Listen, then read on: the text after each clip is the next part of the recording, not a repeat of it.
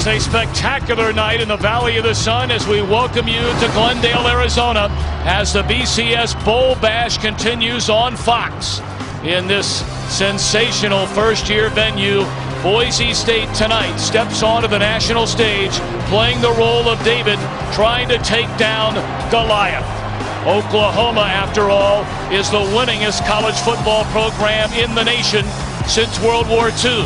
And they are the heavy favorite in this Tostitos Fiesta Bowl game. The Broncos' journey to this night started with the leap to Division 1A in 1996, but for the dean of Boise State football, Lyle Smith, a winning tradition started in 1946 under his leadership. One can only imagine, after 20 straight winning seasons and later the athletic director, at now 90 years young, what Coach Smith must be feeling as his beloved Broncos become the first school ever to win a junior college championship, a Division I AA championship, and now play in a BCS game. Here come the WAC champion Boise State University Broncos.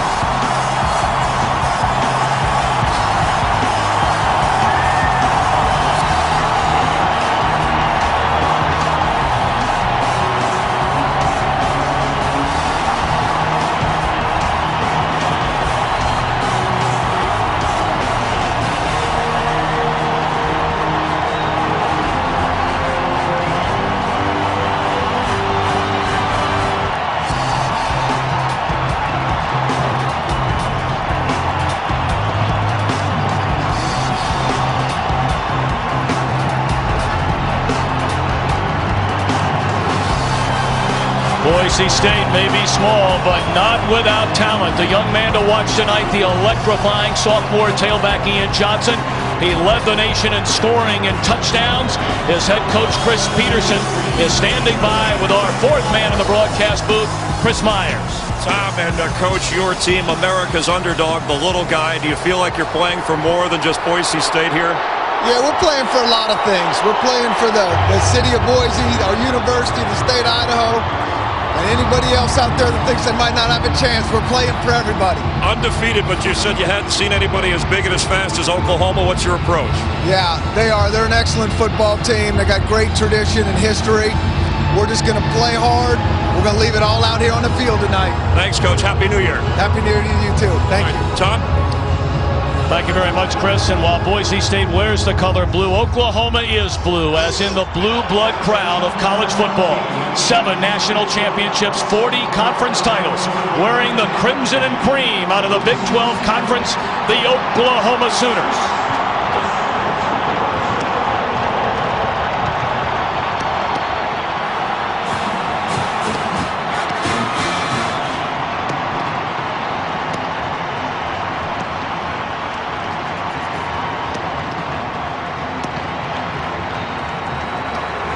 For the first time in nearly 3 months, All-American running back Adrian Peterson will take the field after breaking his collarbone. Is tonight his final game at Oklahoma. For head coach Bob Stoops, what a masterful job with this young OU team. They come into this Tostitos National Champion Fiesta Bowl game having won 8 consecutive games. And a pleasant good evening to you. Happy New Year to you and yours. Alongside the coach, Barry Alvarez and Charles Davis, I'm Tom Brenneman. Welcome to college football here on Fox. Coach, one very simple question everybody wants to know. Can the little dog, Boise State, run with the big dog, Oklahoma? Well, to run with the big dog, Boise State's going to have to answer 3 questions. Number 1, are they physical enough to stand in there and play toe-to-toe with Oklahoma? Secondly, are they fast enough to play at the speed they're going to see from Oklahoma? And thirdly, can they do it for 4 quarters? Well, we'll find out over the next 4 hours. Certainly a rather odd position, Charles. If you're Oklahoma, I mean, let's be honest about it. Everybody might be rooting for the underdog, but in Oklahoma and the rest of the country, many believe this is a game they should blow Boise State out of here. And that's what the Sooner Nation truly believes. They also are saying to the kids, you better not lose to Boise State. That would be embarrassing. So within the confines of the locker room, Bob Stoops has had to do a real job with his team and convince them you don't have to worry about the outside forces. Let's worry about ourselves. We're the Big 12 Conference champions. We are, as you said, the blue bloods of college football. And lastly, they have no intention of being Max Baer to Boise State's James J. Braddock, the original Cinderella story. This is fun stuff. I mean, let's be honest about it. Everybody wants to know, can Boise State, only the second non-BCS conference school, Utah did it 2 years ago and beat up on a down Pitt team, but can Boise State hang with Oklahoma here tonight? They're jam-packed. They've added an additional 12,000 seats in this brand spanking new facility in Glendale, Arizona, from what they normally seat for an NFL game. Of course, this is the home to the Arizona Cardinals football team. And we send it downstairs to the coin toss tonight. William Lamagnier, our referee tonight, the officiating crew out of the Big Ten Conference. Natalie, let me just see the coins. I'll hand it to you afterwards. Captains, it's an honor to be here. Please introduce yourselves.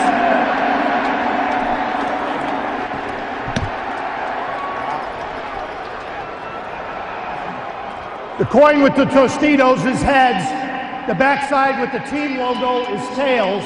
I need your options now. Tails is the call. Natalie?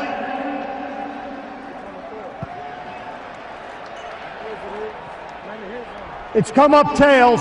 Boise State, you've won the toss. Boise State's won the toss, deferred to the second half.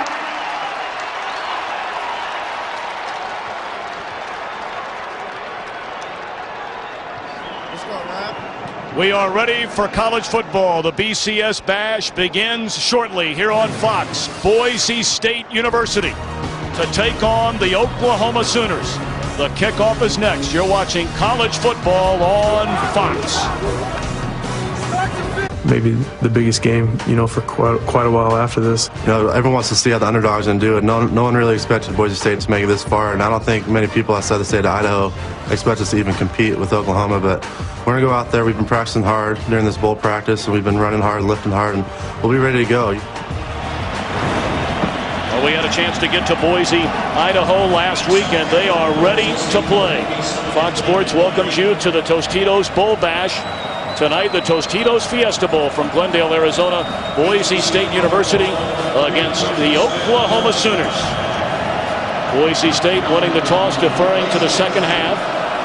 Number 3, Reggie Smith. Number 9, Joaquin Iglesias. Way back, line drive kick. This will be the sophomore Iglesias.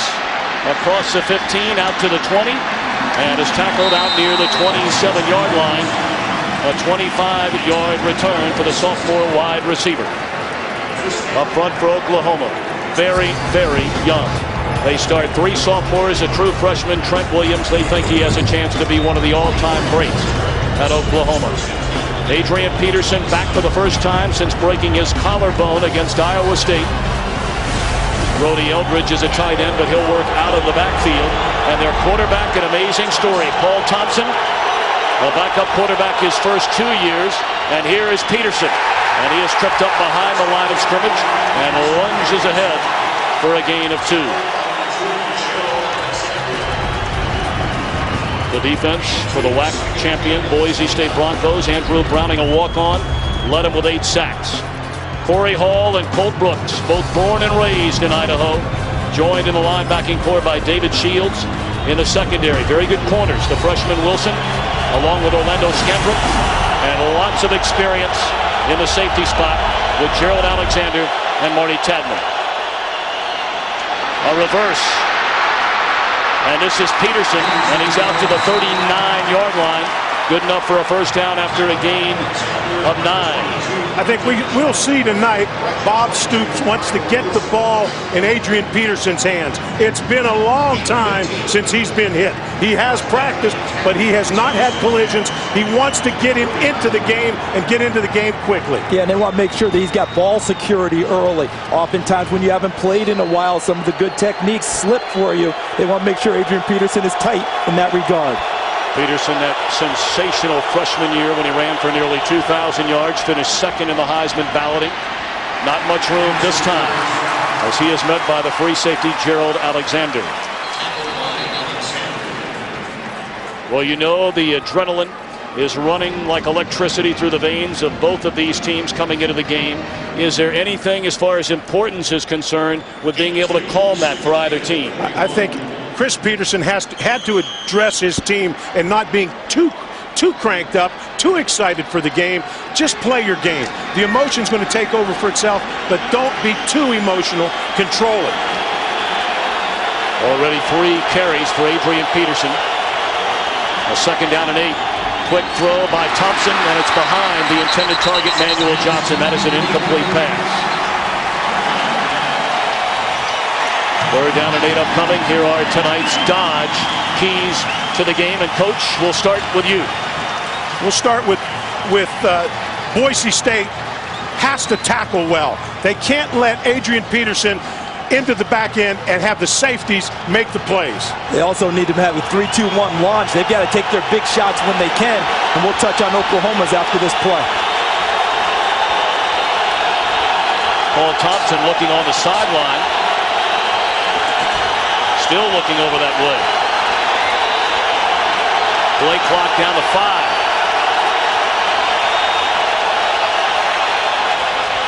They just do get it off. Good protection for Thompson. And it was tipped to the line of scrimmage and nearly intercepted by Hall. So how about the opening stand after a 1st down from Oklahoma by this Boise State University defense? Well, that's exactly what Boise State needed. Coming out of the gate early, coming out strong on defense. Adrian Peterson didn't gash him for a big play. They stopped him and forced a punt. We saw a little bit of the emotion come into the game. Manuel Johnson with a big drop early. That could have been a 1st down for Oklahoma. That should give them a lot of confidence after that first series. Michael Cohen to punt. Marty Tadman back at his own 15, races up to make the catch, and he is leveled by DJ Wolf on special teams.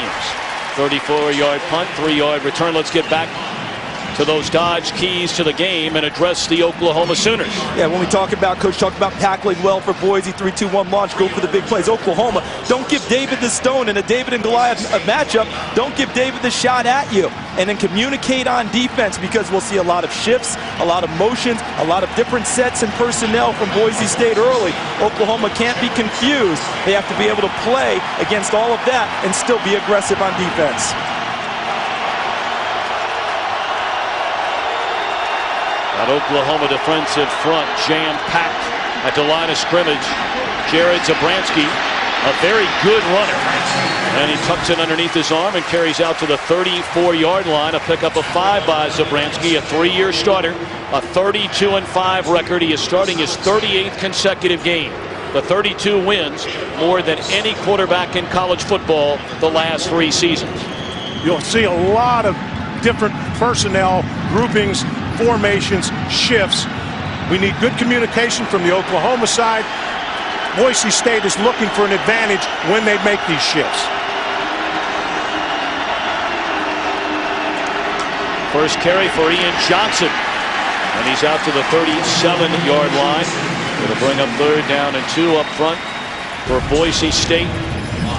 They believe Ryan Clady could be starting at left tackle for just about any school in college football. He is a monster out at left tackle. Ian Johnson ran for better than 1,600 yards. He is a dynamic back, and they have 3 outstanding wide receivers in Jared Rabb, Legadou Nunne, and Dryzen James, who's from right here in Phoenix. And we talked about Zabransky, a great sophomore year, a down junior year, and has had a dynamite senior year.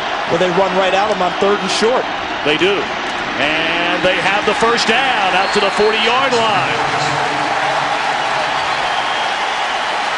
For those that believe Boise State, oh, they're another school out of the WAC that throws the ball 40 or 50 times a game, don't be fooled. They average more than 2 to 1 run to pass as far as yardage is concerned. That's why I thought that was significant on that play, guys, because Boise State, many people think they're just going to try and trick you and fool you. They like to run at people. That will give them a lot of confidence picking up that 1st down.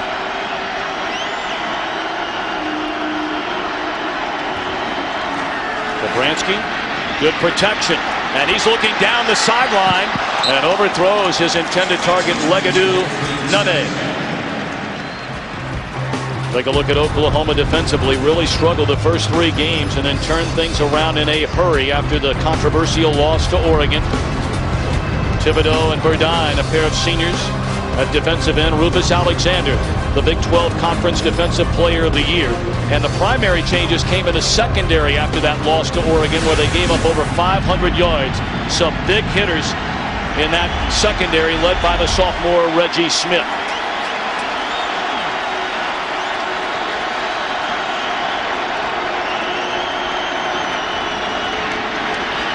Zabransky looking around and dumps it off to Ian Johnson, and he is tackled immediately. They'll spot it at the 44-yard line.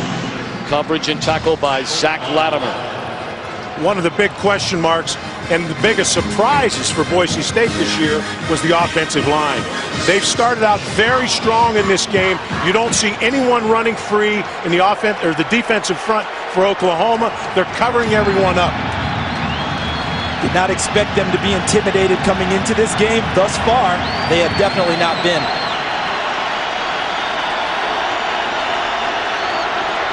Third down and 5, and here come the Sooners. They pick up the blitz.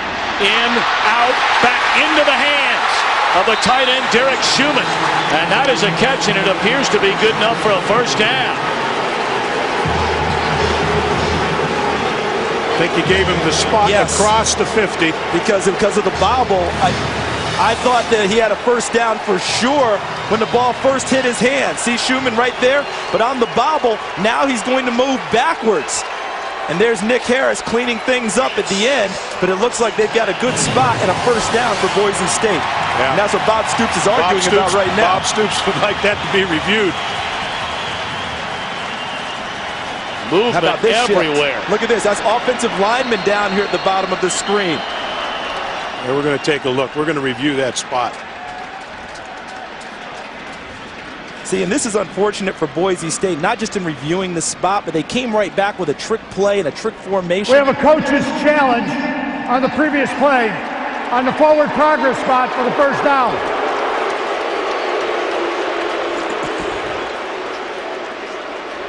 So as they take a look, after the challenge by Bob Stoops, we will step aside. Back to Glendale in a moment. Great challenge. Replay reviewable plays in college football. Every play subject to review by the booth official. And each coach has one challenge. If the play is upheld, you lose a timeout. Following the review, the play stands as called. First down, Boise State. Oklahoma is charged a team timeout and has used their coach's challenge. Bob Stoops must wonder, is he ever going to get a break from an official? Of course, you go back to that controversial loss at Oregon. Game. But look where he has possession, right there. And then when he's tackled and moved backwards by the safety Nick Harris, that's the spot Oklahoma wants. But forward progress gave them the first down. The challenge actually helped Oklahoma because Boise State came out with a wild formation. Maybe Oklahoma wasn't ready to adjust to it, so the challenge actually took the place of the play being run. Drive started at Boise State's 29-yard line. It's 1st and 10 from the Oklahoma 49. Play action, and Zabransky looking for it all. Wide open in the end zone. Touchdown, Dryzen James.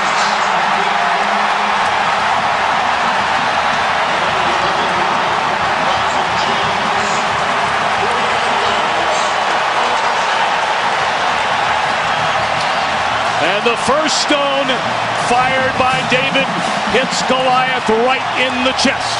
This is part of the launchers that we talked about. Remember the keys, 3, 2, 1 launch. Get your big plays early if you're Boise State. Came out with a play action pass. Dryzen James with a double move. Beats the Oklahoma defense for the initial score of the night. Anthony Montgomery, the senior place kicker, on for the point after. And how about that? We ask the question, can the little dog run with the big dog? Well, right now, the little dog has a 7-0 lead.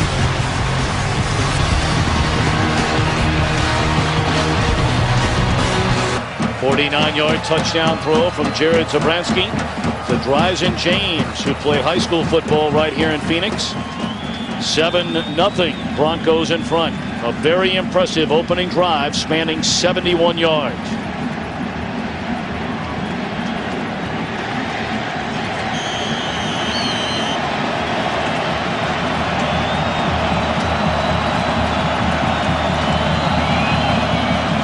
The left-footed kicker Montgomery puts foot on leather, and this will be Iglesias from the 9. And nowhere to go. Nowhere. Austin Smith on the tackle. For more on Jared Zabransky, let's send it downstairs to Chris Myers. Tom, Jared Zabransky's a changed man, not shy about talking about going to a psychologist back in the spring. He said he had anxiety problems, and the guy helped him, broke him down to deprogram bad plays, negative thoughts, slowly build up positive things that happen.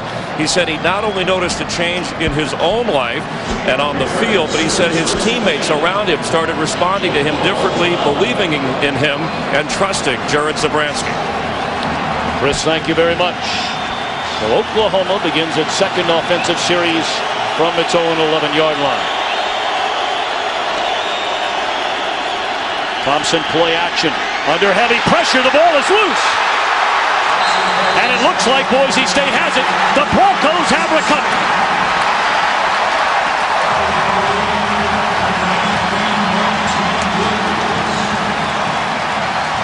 Mike T. Williams stripped it.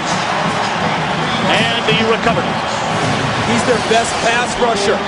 Watch him coming from your right. Just runs over Joe John Finley, pushes him back into Paul Thompson, strips the ball, and recovers it. He's not a starter anymore because they said he's not consistent enough. But when it's time to rush the passer, number 93 will be on the field. Look who's right in front of him. Corey Hall is standing there, really pulled him up, made him pull up, and let Williams strip the football. I say they go after it right now. Momentum's all on their side. Take a shot at the end zone first play. And look at the top of your screen. Wide receiver in isolation. They're going to hand it to you, Johnson. And he's inside the 5, down to the 2-yard line. If you're Bob Stoops right now, you're thinking, I've got to settle my football team down. Let's not panic. Let's not get out of control. Let's play. Let's get back into some type of a rhythm here. Settle your offense down so when they come back out on the field. You hear it all the time in basketball. Weather the early storm. You knew Boise would come right at them, and Boise would like to punch this in right now, obviously, with the run game. 3 tight ends in the game. They hand it to Johnson into the end zone. Wow. I'm not sure those are the words of Bob Stoops. Well, I'll tell you what now, they responded to that. I thought we'd see an Oklahoma defense come out there and bow up. I didn't see it. That was pretty easy. What I liked about Boise State on that series was the mindset. Everyone thinks we're the little guy, that we can't run the ball against the bigger guy. We just ran right over you on 2 plays and went to the end zone. Mentally, that's huge for Boise State. 2 touchdowns for the Broncos, spanning 1 minute and 38 seconds. Goodness gracious. This is Boise State University Bronco football. They lead 14-0. 14-0. Boise State in front. That one bouncing into the hands of Smith. And again, great kick off coverage by Boise State. Just a 7-yard return. Iafalo, a walk-on and a special teams captain for Boise State. And certainly that brings a smile to the face of the legendary Lyle Smith. Boy, did we have a wonderful visit with him in Boise, Idaho last week. The man in the blue fedora who put Boise State on the map starting as Boise Junior College when they won the Junior Rose Bowl under his tutelage. They had 20 straight winning seasons under Coach Smith, who later became athletic director. And he is a fit, 90 years young. Here's Adrian Peterson, and he is chopped down after a gain of maybe 2 by David Shields. On offense, what are the Sooners all about? Well, you know about Adrian Peterson. Only played this season in 6 games. and still rushed for nearly 1,000 yards. The quarterback, Paul Thompson, a wide receiver last year, and became the quarterback when preseason practice began. And his favorite target, the sophomore sensation Malcolm Kelly, who has 62 receptions to lead the Sooners. Thompson dumps it off to Peterson. He breaks a tackle and then brings it out close to a first down. We'll see depending on the spot. I expect Oklahoma in this series because I think early in the game they were trying to establish a rhythm for Paul Thompson as a thrower, as well as using Adrian Peterson as a decoy. I don't think there'll be much decoy now. He's been off for a while. He'll have the fresh legs, his conditioning. They'll check that as they go along, but he's going to carry it. He's going to catch it out of the backfield. I expect number 28 to touch it often on this drive for Oklahoma. Thompson is a streak thrower, and Heupel told me before the game he wanted to get him into a rhythm. He wanted to get some type of a rhythm early in the game with Thompson. Play action to Peterson, and Thompson looking for a receiver. He'll carry the football, good enough for a first down, all the way out to the 43-yard line. A 16-yard gain for Thompson. It's really an amazing story, becoming the quarterback again on August the 2nd, one day before preseason drills began. He was a starter in the first game at quarterback last year and then was benched. But when Rhett Bomar was thrown off the team the day before practice began, Bob Stoops came to Thompson and said, "Do you want to do it?" It was reported that he took a night to decide. Bob Stoops told us it took him an hour. He talked to his mom and dad and said, "I'm your man." Alan Patrick, as the play is blown dead. Patrick coming into the game for the first time, replacing Peterson. False start, 72 offense, 5-yard penalty, still first down.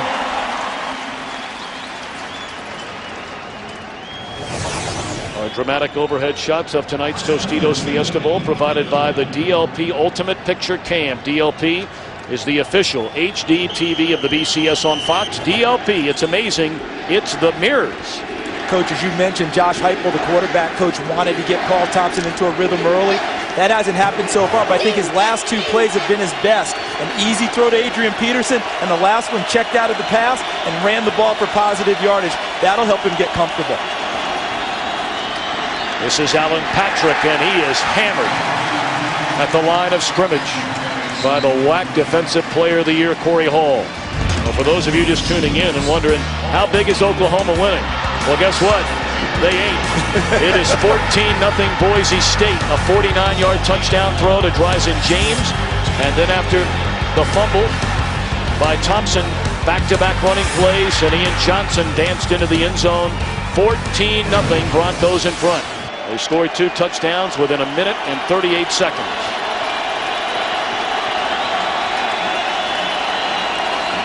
Second and 14. They fake it to Peterson and throw, and the catch is made by Iglesias at the Broncos 48-yard line. He appears to be 2 yards shy of the first down. And as he rolled out, my first thought was hit the short receiver in the route, because I thought that Iglesias would be covered downfield, and he was. Watch the route. They're going to end up putting 2 receivers out this way.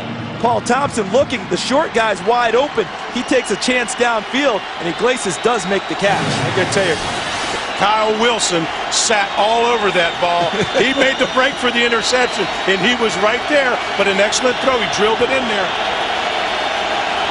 Third down and a yard. And they pitch it to Peterson.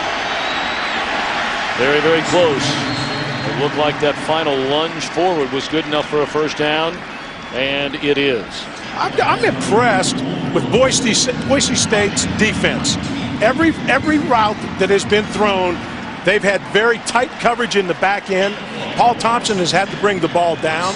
When the ball is pitched or handed off, you have a defense that's running to the ball. You don't see anyone on the ground. You see a lot of people around the football.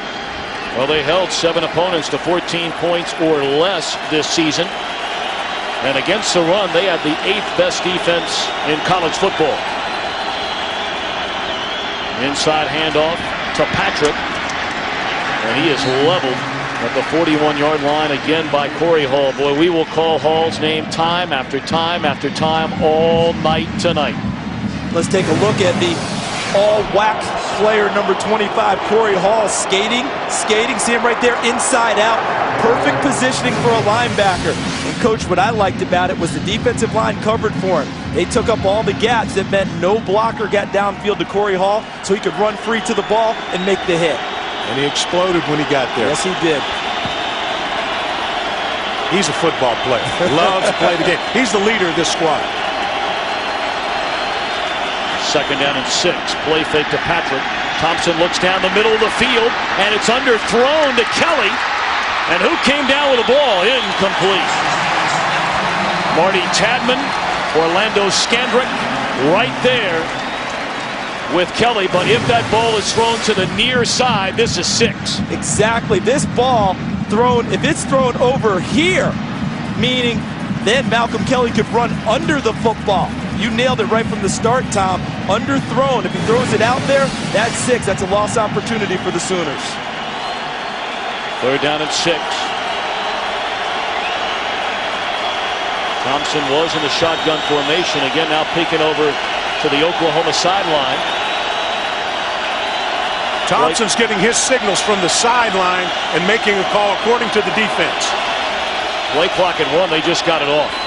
Thompson caught by Iglesias. 1st down, Oklahoma to the 22. Let's take a look at, you see Thompson over the football, up under center, and then he backs off. If you notice, he's looking to the sideline. They're getting a good look at the Boise State secondary and what alignment they're in.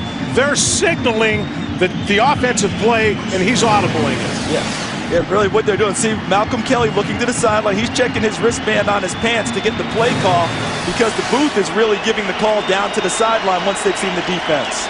3 tight ends. They hand it to Peterson. Steps over a couple of tackles, and he's down to the 15. Tackled there by Marty Tadman, the senior from Mission Viejo, California, after a gain of 7. Well, on defense for the Broncos, they are led indeed by their senior linebacker, Corey Hall, the WAC Defensive Player of the Year, a 4-year starter, first team All-WAC 3 straight years. They get pressure up front from the walk-on Andrew Browning, who has 8 sacks. And in the secondary, Tadman, a ball hawker supreme, 10 career interceptions. 11th play of the drive, Alan Patrick down to the 10. And that will be good enough for an OU 1st down. This run game is exactly what Oklahoma needed on this drive to settle themselves down. They took 2 major blows with the 14 points, the big plays coming right at them. They needed something to get themselves reestablished and kind of get back on their feet. And for Oklahoma, it's running the football. I think one thing we want to take a look at, let's watch when Adrian Peterson's running the football, if he breaks the front 7. How many times do the safeties have to make tackles? The last 2 times they had to. Last 2 runs, Adrian Peterson and Alan Patrick have finished the runs impressively, and they're very physical in how they run the ball. This is Alan Patrick. And he picks up 3 down to the 8-yard line. Alan Patrick from Conway, South Carolina, was a all-state running back and defensive back in high school, went to junior college as a defensive back, and that's how Oklahoma recruited him. But after all the injuries last year, he went back to running back, and this year replaced Adrian Peterson when he got hurt and ran for 700 yards. In 4 of his 5 starts, ran for over 100 yards. And he's Adrian Peterson's roommate. Let's not forget, Oklahoma rushed for more yards when Alan Patrick was the tailback. He actually got more carries during that time frame. 2nd down and 7. Thompson to throw to the end zone. Flag comes down. That'll be whistled against Kyle Wilson, the redshirt freshman, trying to stay with Malcolm Kelly. Big size disparity there. Malcolm Kelly, 6'4", almost 220 pounds. Kyle Wilson, 5'10", 186. You know Oklahoma likes that matchup, giving Kelly a chance to be physical in running his routes. I'd say one thing to take a look at. That's the 2nd time we've seen Kyle. Pass interference, defense, number 22. By rule, the ball's placed at the 2-yard line, automatic, 1st down. Kyle Wilson has had very tight coverage. Let's look down the road let's take a look and watch for some double moves. If he's going to play that tight on the receivers, you have to give him a stop and go. You have to give him an out and up. Give him double moves. Go for the bomb if he's going to try to play you that tight. And Malcolm Kelly wearing the latest in fashion apparel, number 22 in Boise State white. Adrian Peterson in the I formation, trying to get to the end zone for the first time since breaking his collarbone. And Gerald Alexander says, not this time. When you can catch a big back such as an Adrian Peterson before he gets his shoulders square to the line of scrimmage, that's when you have your best chance to tackle him. He never got a chance to turn upfield. See how he's running laterally? Gerald Alexander cleans up on that play. If he gets a chance to turn his shoulders and get downhill, that's when he's difficult to handle. Marty Tapman did a nice job as a safety to get up and bounce it and make it go east and west instead of north and south, Charles. This will be the final play, more than likely, of this opening quarter. Thompson to the end zone. Touchdown, Oklahoma. Manuel Johnson, his third receiving touchdown of the year. And the Sooners on the board.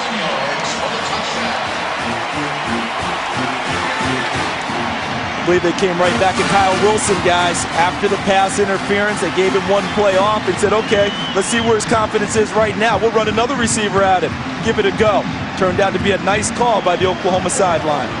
It's a very settling drive for the Sooners to take the ball down the field, get into some type of a rhythm. Give your defense a chance to regroup a little bit on the sideline, too. They've had a chance to get off their feet. Garrett Hartley on for the point after. And it is good. So the Sooners, after falling behind 14-0, take 13 plays to go 82 yards, capped off by the touchdown pass to Manuel Johnson. 14-7, Boise State.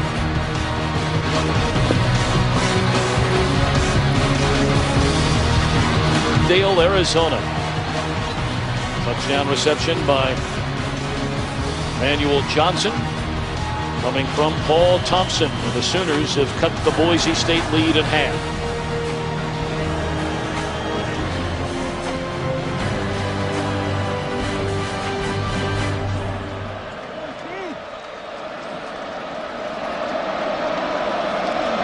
Boise State to get the football for the third time in the game. Their first two possessions culminating in touchdowns. This is Rashawn Scott from his own end zone. Great coverage as he tackled at the 18. Let's go downstairs and check in with Chris Myers. Tom, Coach Peterson of Boise State, last words he told his team when they hit the field: being here is not good enough. What will your legacy be? Up 14-0. It was Bob Stoops' turn over here on the Oklahoma bench, calling his team, saying there's a storm out there. We have to control in here what we can. Line coach James Patton saying we can wear these guys down. Let's put a drive together. It's exactly what they did. Well, they start the play clock in college football after the ball is placed down and ready for play. So the first quarter has come to an end at the Tostitos Fiesta Bowl. We ask the question, can the little dog run with a big dog? They're at the quarter pole, and it's 14-7 Boise State. We're back after a word from your local Fox station. Oklahoma at the end of the opening quarter. Now the senior three-year starter Jared Zabransky brings his team to the line of scrimmage. Their third possession will start from their own 18.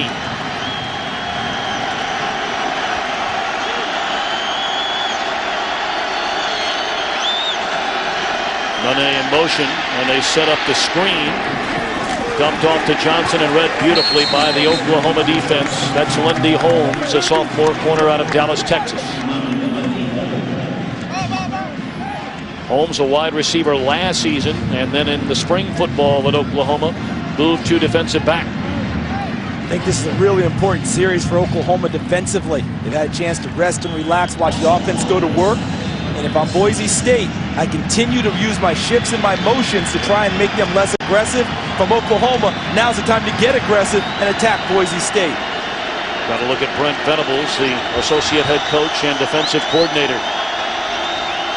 for the Sooners. Here comes a blitz. They pick it up. Zabransky fires to Nunez to the 35, and he's out to the 36. They'll move the chains. Well, we wondered early on, Coach Alvarez, could Boise State handle what has become very much a blitzing Oklahoma defense? So far, so good. Again, look at the protection, the excellent job that the offensive line and Johnson does picking up a blitzer, giving Zabransky time to deliver. That's an Oklahoma defense that ever since the Oregon State or the Oregon game has come on and played super. Sooners with 9 sacks in the last 3 games, and a big hole for Ian Johnson. And the sophomore out of San Dimas, California, who rushed for better than 1,600 yards this season, has a gain of 16. Boy, he is some kind of player, and what a great kid. Look at the gap. See the zone blocking, pushing everyone to the left. Now he's got the gap straight upfield, and with his vision, able to step outside and get even more yardage. Like the way the line blocked down to the left, opened the hole to the right for Ian Johnson. It's a power play. Brad Lau, the fullback, kicking out the outside linebacker.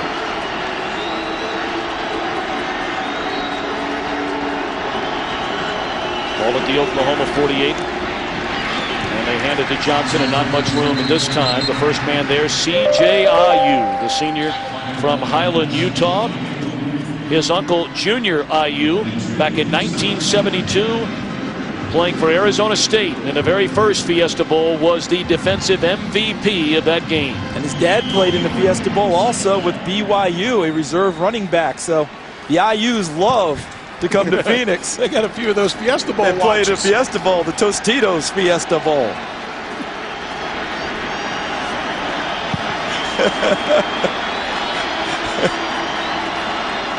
Tight end Derek Schumann split wide to the right, and Zabransky will dump it off to Vinny Peretta. And he slips out of the tackle of Lendy Holmes and then stepped out of bounds at the 45-yard line.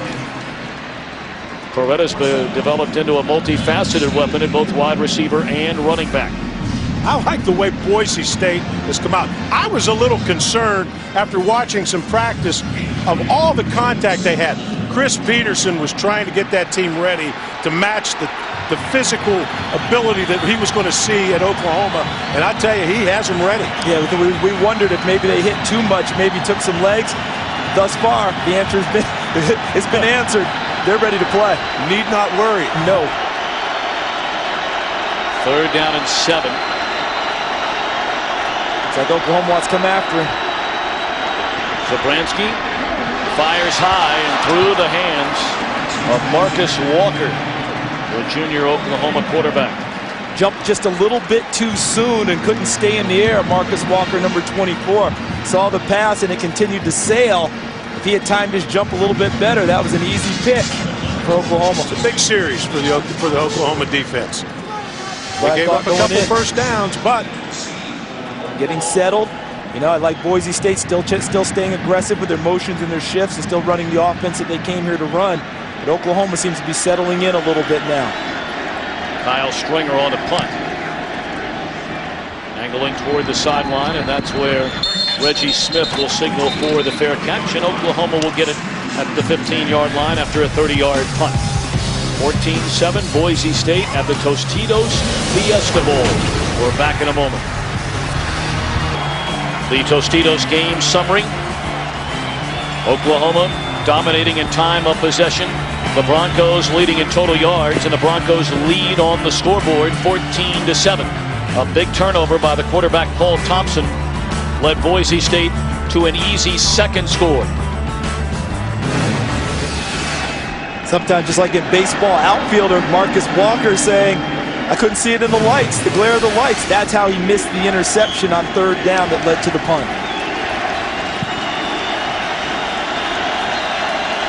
Well, starting from their own 15, the play fake to Peterson. Thompson rolls right, has an open receiver. Throw on the money, and the catch is made by Manuel Johnson. That'll be another first down. Nope, just short.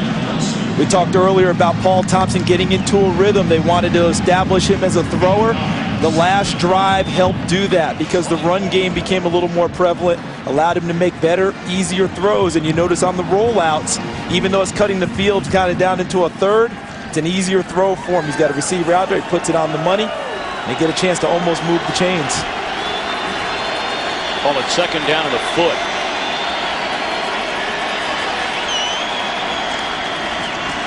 And Thompson to throw. Good enough for a first down.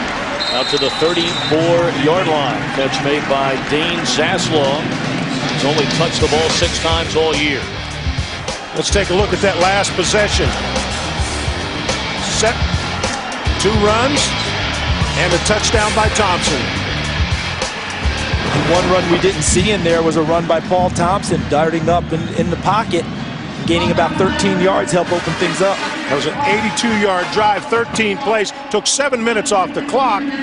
That shows you the confidence on that staff, or the confidence that that staff can exude and give this team composure to answer a 14-point deficit. They had to add a little bit of time to the game clock. That's what Bill Lamonier was talking about. There you see the numbers on Thompson, who threw for the 5th most touchdowns in a season in OU football history. Of course, for many years, all they did was run the wishbone. Peterson carries across the 40 to the 41-yard line. Really, the rushing numbers a bit on the misleading side. You talked about the 13-yard run by Paul Thompson. Thus far, Peterson is averaging less than 3 yards per carry. Patrick, 4 carries, 12 yards. The one good thing I am seeing from Oklahoma, I don't know if you're seeing the same thing or not, Coach, is they're starting to finish these runs off. Because now I'm seeing them become a little more physical downfield when they get to the 2nd and 3rd level, and they're starting to really initiate the contact with the tackle. I tell you what I'm seeing some seams in the offensive line. The offensive line creating some holes. Play action again into the far side. The catch is made by rarely used wide receiver Quentin Chaney. And the first down to the Broncos' 48-yard line, a gain of 11. You know, when you look at things from Boise State's perspective, they want to stay aggressive offensively. But Oklahoma's now answered after the early storm that was generated by Boise State's offense, defense, and special teams in covering. Boise State's got to stay with it now because Oklahoma's coming back at them. They've got to stay with it. Boise's doing a nice job. They're giving nothing big, making them earn everything they get. Part of their defensive game plan. Thompson to throw down the middle of the field and overthrows. The flag comes in. That was an uncatchable ball. And then contact made by the cornerback Orlando Scandrick on Quentin Chaney. So many times you see a defensive back panic with the ball in the air. He was in great shape. It's not a well-thrown football. He panicked and went after the receiver. Pass interference, defense, number 8, 15-yard penalty, automatic. And again, to repeat, in the college game, it's 15 yards from the spot. 15 yards for the spot if it's longer than a 15-yard penalty. Anything up to that, it's a spot foul. But you're exactly right, Coach. He panicked because he doesn't play the ball. He played the receiver. He ran to where Quentin Chaney was instead of going to where the football was. He might have had a chance to go after the ball. And Quentin Chaney, he's caught 2 balls all year. One pass coming into this game. He just caught his second a moment ago, and they were looking for him to go into the end zone. Hey, Quentin Chaney's just saying, hey, I'm part of the game plan now. Put me in, Coach. I'm ready to play.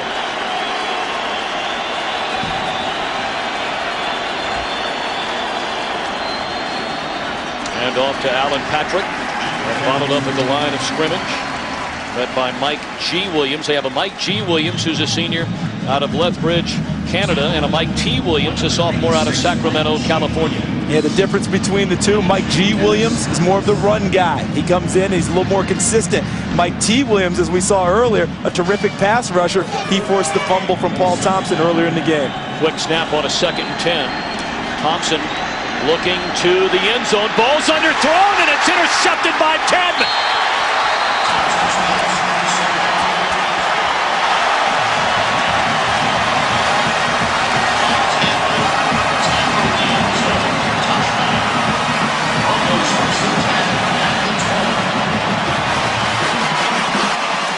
The 2nd turnover of the game by Oklahoma. Again, the open receiver Iglesias underthrown. Tadman went and got it. Just a spectacular venue here in Glendale, Arizona.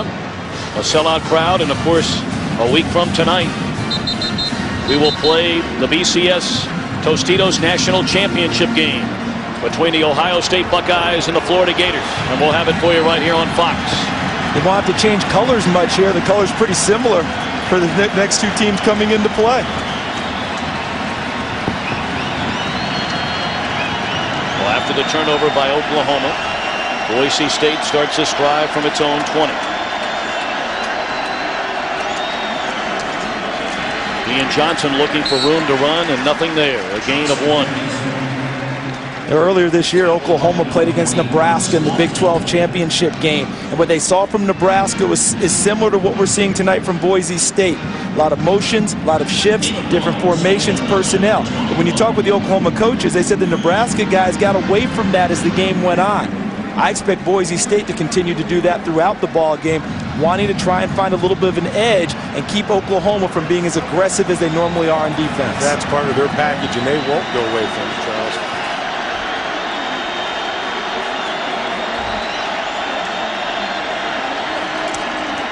Zabransky looking for his tight end Schumann. Covered beautifully by Lundy Holmes, and it's out to the 23-yard line, so 3rd and long upcoming for Boise State. We'll call it 3rd and 7. You know, as we started this game, one of the keys to the game that we brought out was don't give them the stone. Right. Oklahoma can't turn the football over. They've given the ball back twice today. Justin Wilcox, the defensive coordinator from Boise State, told us we have a mantra. If we get 2 turnovers, we're in the ball game. If we get 3, we win it. They've got 2 already tonight.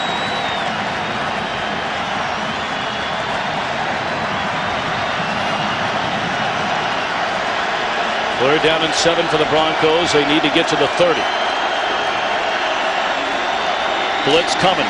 Zabransky dancing around, fires, and was a catch made by James? No. And James going to argue.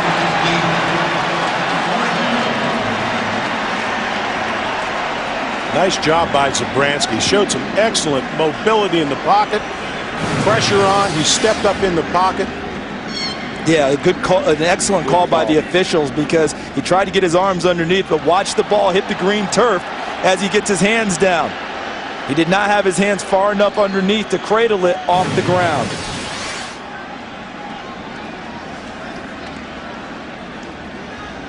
Well, Boise State taking its time to get into punt formation so their coaches upstairs can have a look. Interesting to me so far, the biggest plays Boise State has had in the pass game have come against Oklahoma's blitzes.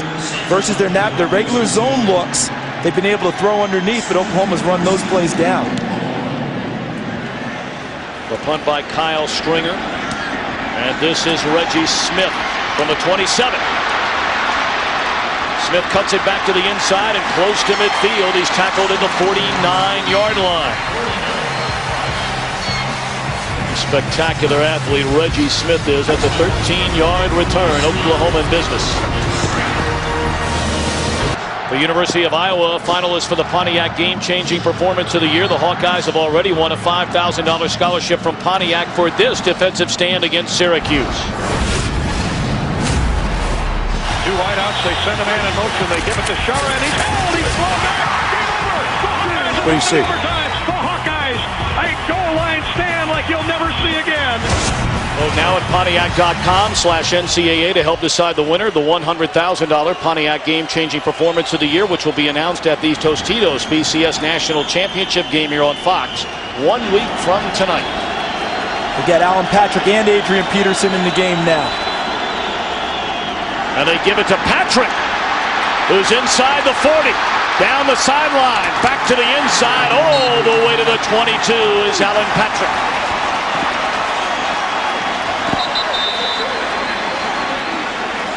At the top of the game, we talked about having erasers, erase mistakes because of tackling. Watch Alan Patrick, a huge hole, but then he makes the first guy miss right there. That was number 22, Kyle Wilson, and look who is downfield helping assist with the blocking, number 28, Adrian Peterson.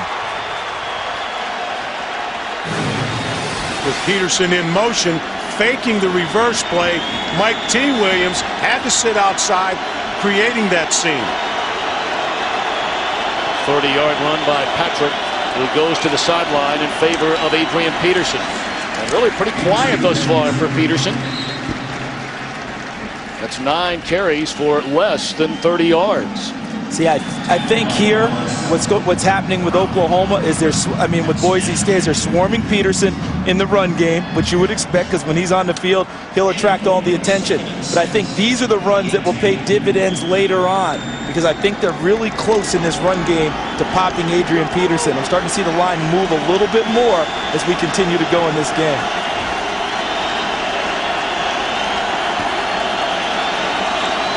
Second down and 7, Peterson. Down to the 15-yard line. He'll be a couple of yards shy of the first down, tackled by Nick Sleckaway.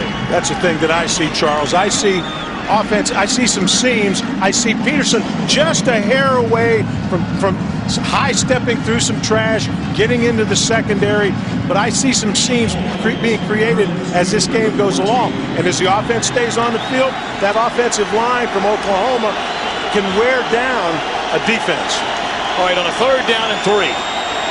You've gotten in trouble in the passing game, or you're running on 3rd down. Well, you got 2 choices here. You put him on the edge and throw it, or you tell them you have 2 runs at 3 yards. 4 down territory, 2 runs. Well, they pitch it to Patrick, and they're going to have to make a decision because he appears to be a yard shy of the first down. All right, you going or you kicking? I'm going right now if I'm Oklahoma. It's only a 7-point game. The last couple of times we've had a little trouble, one time throwing an interception. I'm going. I think it was 4 down territory to begin with. He picked up a half yard. It's 4th and 2. If it's 4th and 1, I think you go ahead and go for the 4th. Go for it on 4th and 1. Is that a full 2? It looks like a full 2. It's a full 2. Go ahead and take the points. That's why you've won 3 Rose Bowls, and that's why I'm just sitting up here announcing ball games. Well, he's sitting up here now. I was waiting to see that spot. 31-yard field goal try by Garrett Hartley out of the hold of Hayes McEachern. And the kick is good. So rather than go on 4th down and 2, Bob Stoops will take the points. 5:38 to play until halftime. Oklahoma within 4. We got a ton of guys, walk-on type guys, guys that didn't really get any offers anywhere else. And, I think that's kind of what our program's all about. Football's not all about size and strength. It's about heart and desire and being able to get things done. And, Boise State's always been able to recognize that, hey, just because you don't look like a football player doesn't mean you're not a great football player. Certainly the Oklahoma Sooners finding that out through nearly a quarter and a little more than a quarter and a half here at the Tostitos Fiesta Bowl. 14-10 Boise State with 5:38 to play until halftime.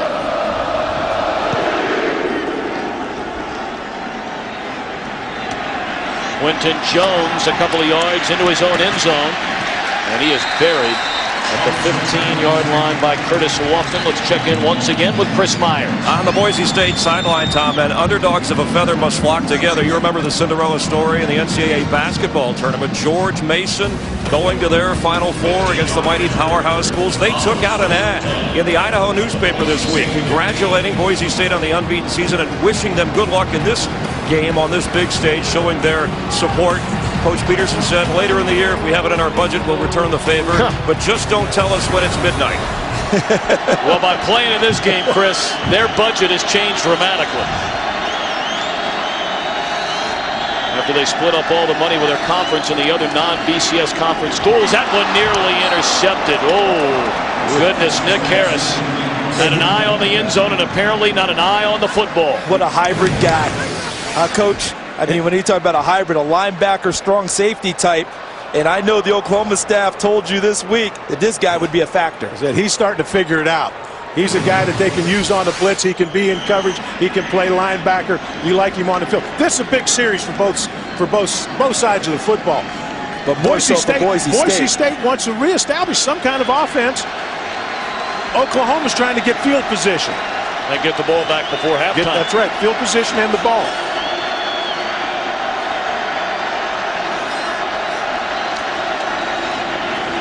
Flags come down. There was early movement. Nowhere to go for Elon Johnson. And offsides will go against Oklahoma. Yeah, they're hoping they caught them in the neutral zone and got the snap in time. Offside, defense, number 99, 5-yard penalty, still second down. Well, don't forget tomorrow the Tostitos Bowl Bash continues with a FedEx Orange Bowl. The Louisville Cardinals taking on the Wake Forest Demon Deacons. Talk about Cinderella teams. What an amazing run for both schools. Our coverage of the FedEx Orange Bowl begins tomorrow, 7:30 Eastern, 4:30 Pacific, in high definition only on Fox. And of course, the night after that, the All-State Sugar Bowl, and 1 week from tonight, the BCS Tostitos National Championship game here on Fox. Zabransky just throws it away. He took a look. He was ready to turn that ball loose. And Nick Harris is under the throw. He took the throw away from him, had to bring it back. Coach, they always talk about how many are in the box and count that up, right? Take a look what Oklahoma has right here. Right? All those guys in the box, they've got 8 in the box versus 3 deep coverage. You know, when you're counting that, now they've got all the holes covered, and Jared Zabransky's got to step up and go if he decides he's going to run it. A big third down for Zabransky and the Broncos.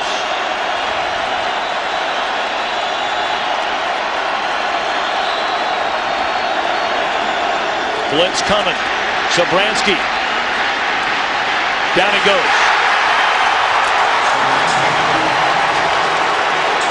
That's the Big 12 Defensive Player of the Year, Rufus Alexander, a loss of 6. Early pressure by Lewis Baker.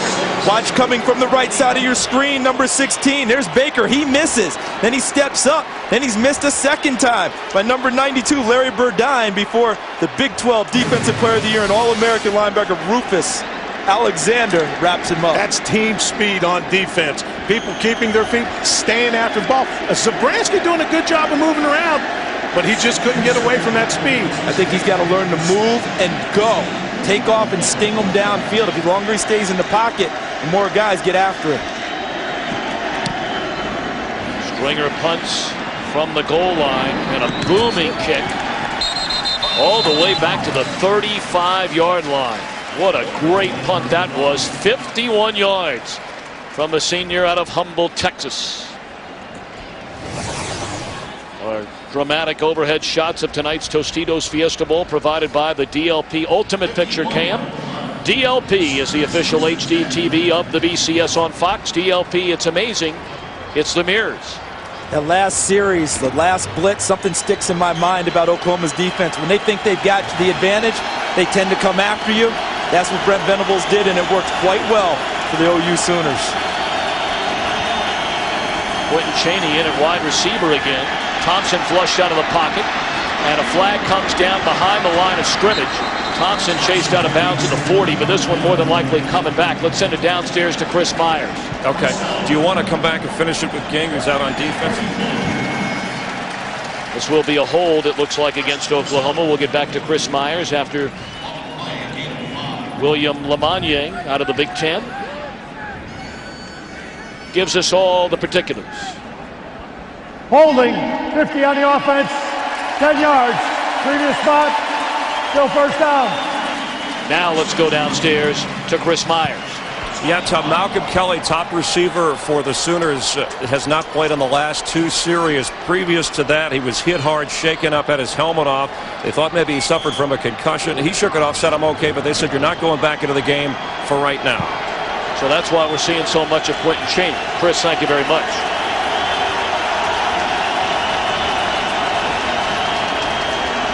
Thompson throws it back the other way to Joe John Finley.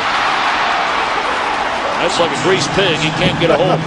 Screen play. Well, you get sprint action away, a tight end screen, which was set up.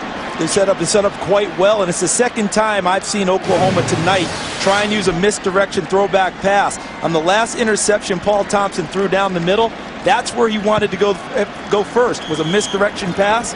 Couldn't get it. Then he tried to throw it late down the middle and underthrew it for the interception. On that one, Joe John, if he catches it, he's got some real estate. He missed it 4 times. Even hit him in the mud.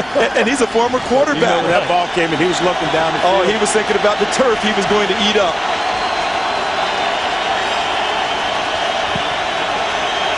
Second down and 20. Blitz coming. Oklahoma picks it up. throw and catch by Johnson. He gets back to the original line of scrimmage out of the 35-yard line. So 3rd and 10 upcoming for the Sooners. Clock under 3 minutes. Oklahoma has 2 timeouts remaining. The Broncos have all 3 of their timeouts. A little surprised they're not taking one here? I'm really not. The reason why, they've got the lead right now. They want to try and milk this clock down. They'd love to go into the half exactly where they are, not so much thinking about being aggressive on offense here, but make sure they hold them on defense at this point. I tell you what, man, when they get the ball back with any kind of field position, they're not going to sit on it. No, not at all. But right now, they're saying, okay, if they've got the ball, let's just make sure we hold them. Let's not play for it any other way. And now a timeout is called by the Sooners. So Oklahoma has 1 timeout left. 3rd and 10 upcoming. We're back. Day after tomorrow, the All-State Sugar Bowl. But Notre Dame Fighting Irish in the final game for quarterback Brady Quinn taking on the LSU Bengal Tigers. Our coverage of the All-State Sugar Bowl begins Wednesday, 7:30 Eastern, 4:30 Pacific, in high definition only on Fox. Notre Dame has not won a bowl game since 1994. They have lost 8 straight, including the blitzing against Ohio State last year. 1994, was that a bowl game in New Orleans? Was that the Sugar Bowl when they beat the University of Florida? That was it. Where they broke out the white shirts with the green stripes and the green socks and stunned the Gators.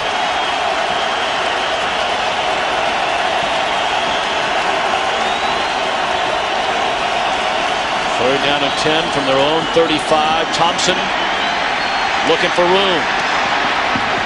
Throws incomplete. So Boise State will get the football back right around the 2-minute mark. And again, they have all 3 timeouts remaining. Oh, there is a late flag on the far side of the field. Boise State saying that is against the Sooners. We'll see. They sure hope so. They do not want to negate a terrific defensive play by the Boise State Broncos.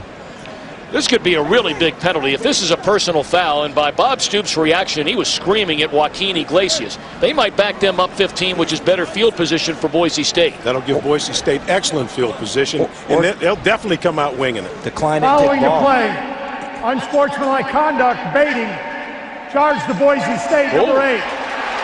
Personal foul, late hit, number 9, Oklahoma.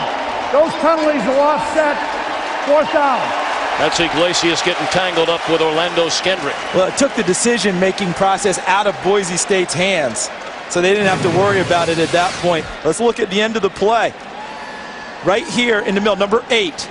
There's Orlando Skendrick woofing at Iglesias, and then number 9, Iglesias actually headbutts him back. He's fortunate that all he got was a personal foul penalty in that situation. I mean, when he initiated that kind of contact, he's lucky that he's still on the field. Boise State, over the last 7 years, 28 blocked kicks. Very short punt off the foot of Michael Cohen. And the official will spot the ball at the 35-yard line. So with 2:05 to play until halftime and all 3 timeouts left, Boise State pretty good field position. Not a bad half for Boise State on the defensive side. Boise State has played excellent defense. You see every gap field. They were concerned about missed tackles. I've seen a couple missed tackles. They've tackled very well because they've swarmed to the football.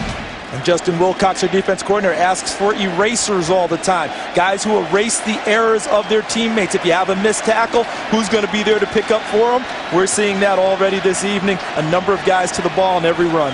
See a couple of takeaways. A sack, Oklahoma, 2 of 5, converting on 3rd down. Ian Johnson takes a handoff and looking for room, and there's not any there. All of a sudden, things have gotten pretty quiet for Ian Johnson. And I think that Boise State is looking at the clock, 1:30 left. They're still up in this ball game. I don't think they want to make a mistake here and give Oklahoma a chance to score going into the locker room. They've done their job. And now this time they hurry up to the line of scrimmage. And Zabransky with a wide open receiver at the 47-yard line. That's Gerard Rabb, who's now caught a pass in 26 consecutive games. Good for 18. When they spot the ball, the clock will start again. Well, give Chris Peterson a lot of credit for he fooled the heck out of me. I thought he tucked his horns in. As you said it, Charles, I saw him come to the line of scrimmage. They staffed it with 24 seconds on the play clock. One of the new rules in college football, once they reset the chains, that clock starts back up. It's been a controversial decision. Timeout, Boise State. First team timeout. So that's their first timeout. They have 2 left in this half with 1:06 remaining until halftime. Coming up, the blockbuster halftime show comes your way here on Fox. Chris Rose, Jimmy Johnson, and Barry Switzer will break down the first half, plus performances from the school bands and the Tostitos Habitat for Humanity. You won't want to miss that. Great stuff. You know, I've already figured out what my mistake was in my reasoning. You know what it was? What? I'm thinking like Boise State's going to come to this game and change their personality from what they've always been, which has been an aggressive, go for it, go 4 down type team, always keeping the pedal to the metal downfield. I'm thinking they're looking up and saying, hey, we're ahead 14-10. Let's not make a mistake. Wrong. Boy, was I wrong on that one. Boise State continuing to attack. Well, I think what you saw on the first play was a run. You naturally think they're going to just try to get out of this half. Especially when it didn't gain much. Get out of the half, but all of a sudden they're back to the line of scrimmage, snapping the ball with 24 seconds on the clock and getting it down the field. We talk about recruiting and where do they find players to come play football. At one of the great winning programs in the country, Boise State. 43 of them from California, 20 of them in-state. And no other state in the country more than 5. In fact, they go north of the border to get 4. You know, it's a great job of evaluating. And it's not 5-star recruits that they're getting.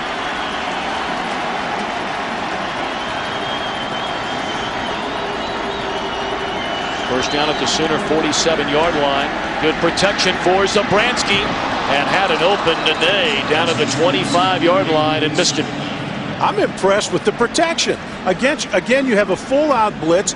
Everybody is covered up. There's nobody on edges. The offensive line is squared up on every blitzer. Zabransky has a lot of confidence in that protection. He's allowed to get some rhythm in his throw and step into the throw. I think the best-looking plays they've had throwing the ball downfield have come against the blitz. That's where they've had what appeared to be their best chance for chunks of yardage versus the zone. They've had to throw underneath, and Oklahoma runs those plays down.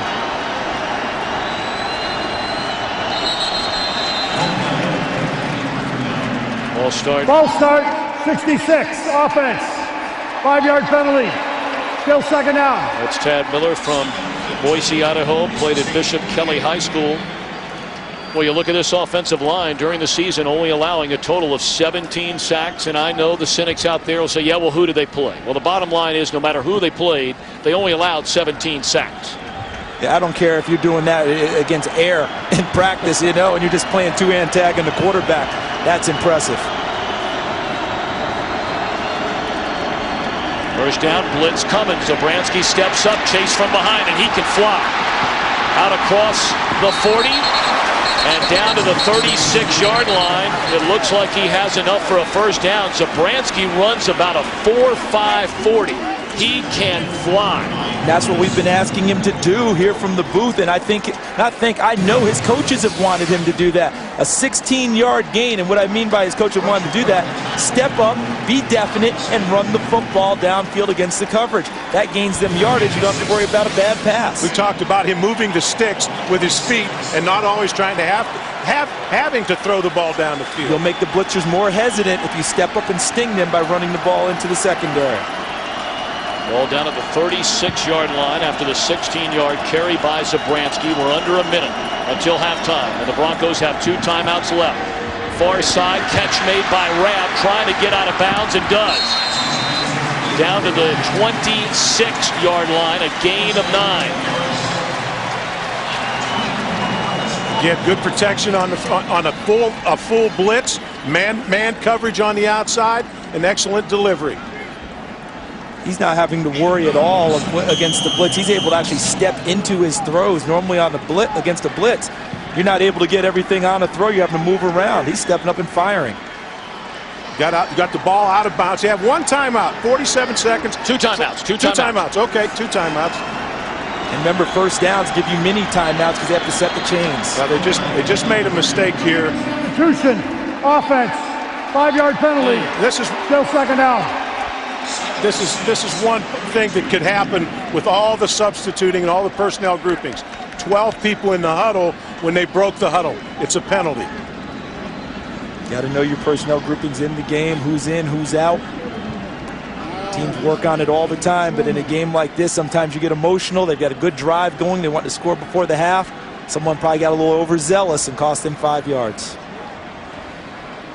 So now they back him up to the 31-yard line. You get a look at Anthony Montgomery, who's hit on 13 of 14 this year. His long this season is 40 yards. Zabransky steps away from trouble, throws to the far side, and James cuts it back to the inside. Now to the corner of the end zone. Touchdown! Holy mackerel!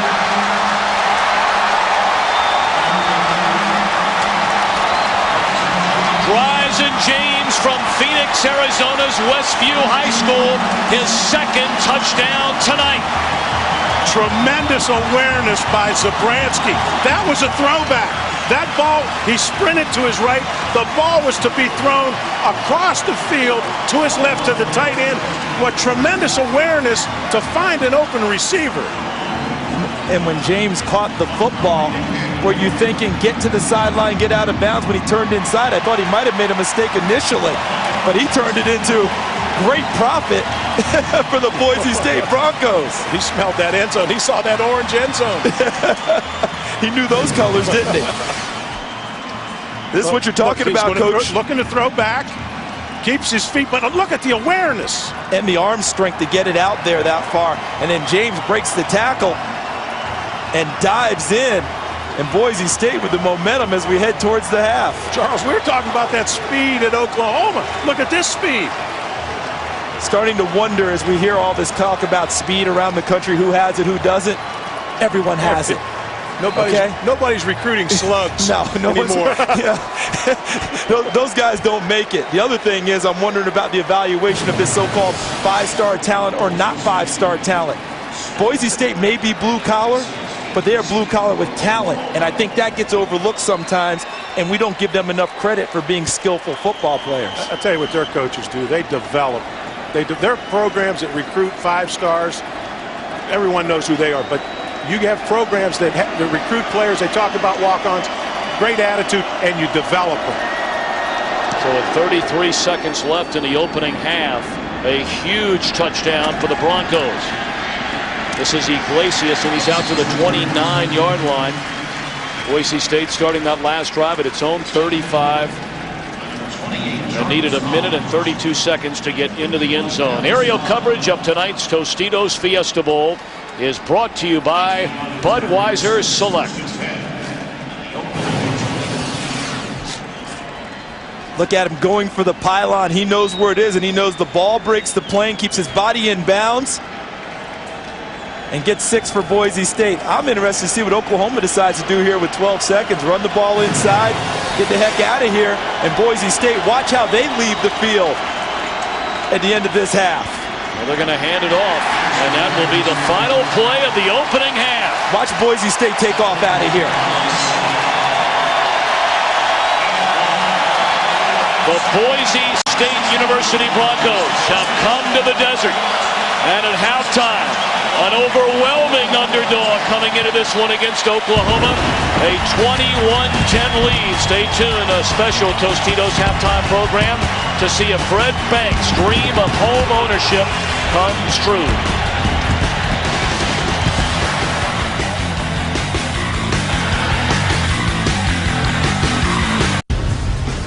The big question, could Boise State hang with OU? In a word, you bet. Using a little extra effort and a huge first half from quarterback Jared Zabransky to lead the Sooners 21-10. Hi, everybody, and welcome back. I am Chris Rose, joined once again by Barry Switzer and Jimmy Johnson. And Jimmy, a huge drive at the end of the first half there, engineered by Zabransky for the Broncos. Well, with Zabransky, with his mobility, he is able to avoid the rush. He has probably been the most impressive player on the field, and like you say, they deserve to be there.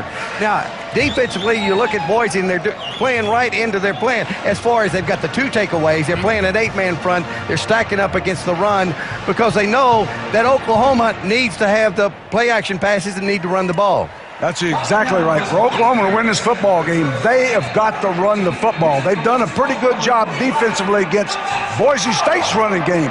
But for them to win, we can't get in a throwing match. We can't get in the spread offense.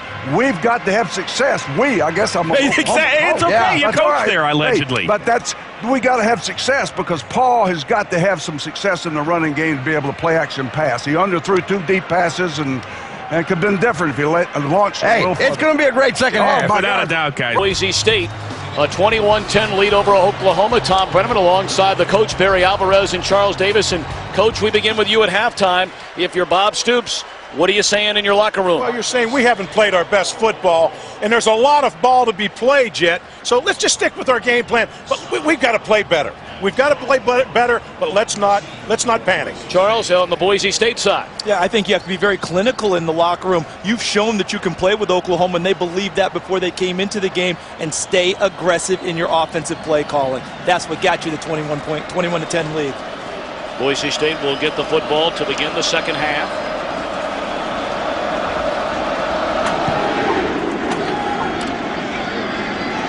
And this is Rashawn Scott letting it bounce into the end zone, so Boise State will put it in play at the 20.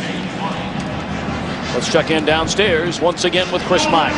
Well, I just talked to Bob Stoops, and he was concerned about Malcolm Kelly. Said he had his bell rung early. He hopes to get back into the game at some point. Said they have to run the ball with more authority. On the other sideline, the Boise State team said that they expect the Sooners to pound away, but Coach Peterson said they'll continue to throw even with the lead they have. Tom? Chris, thank you very much. For that final drive in the opening half, Boise State needing only 1 minute and 32 seconds to get into the end zone to open up this 11-point spread. Ian Johnson, nowhere to go, a loss of 2.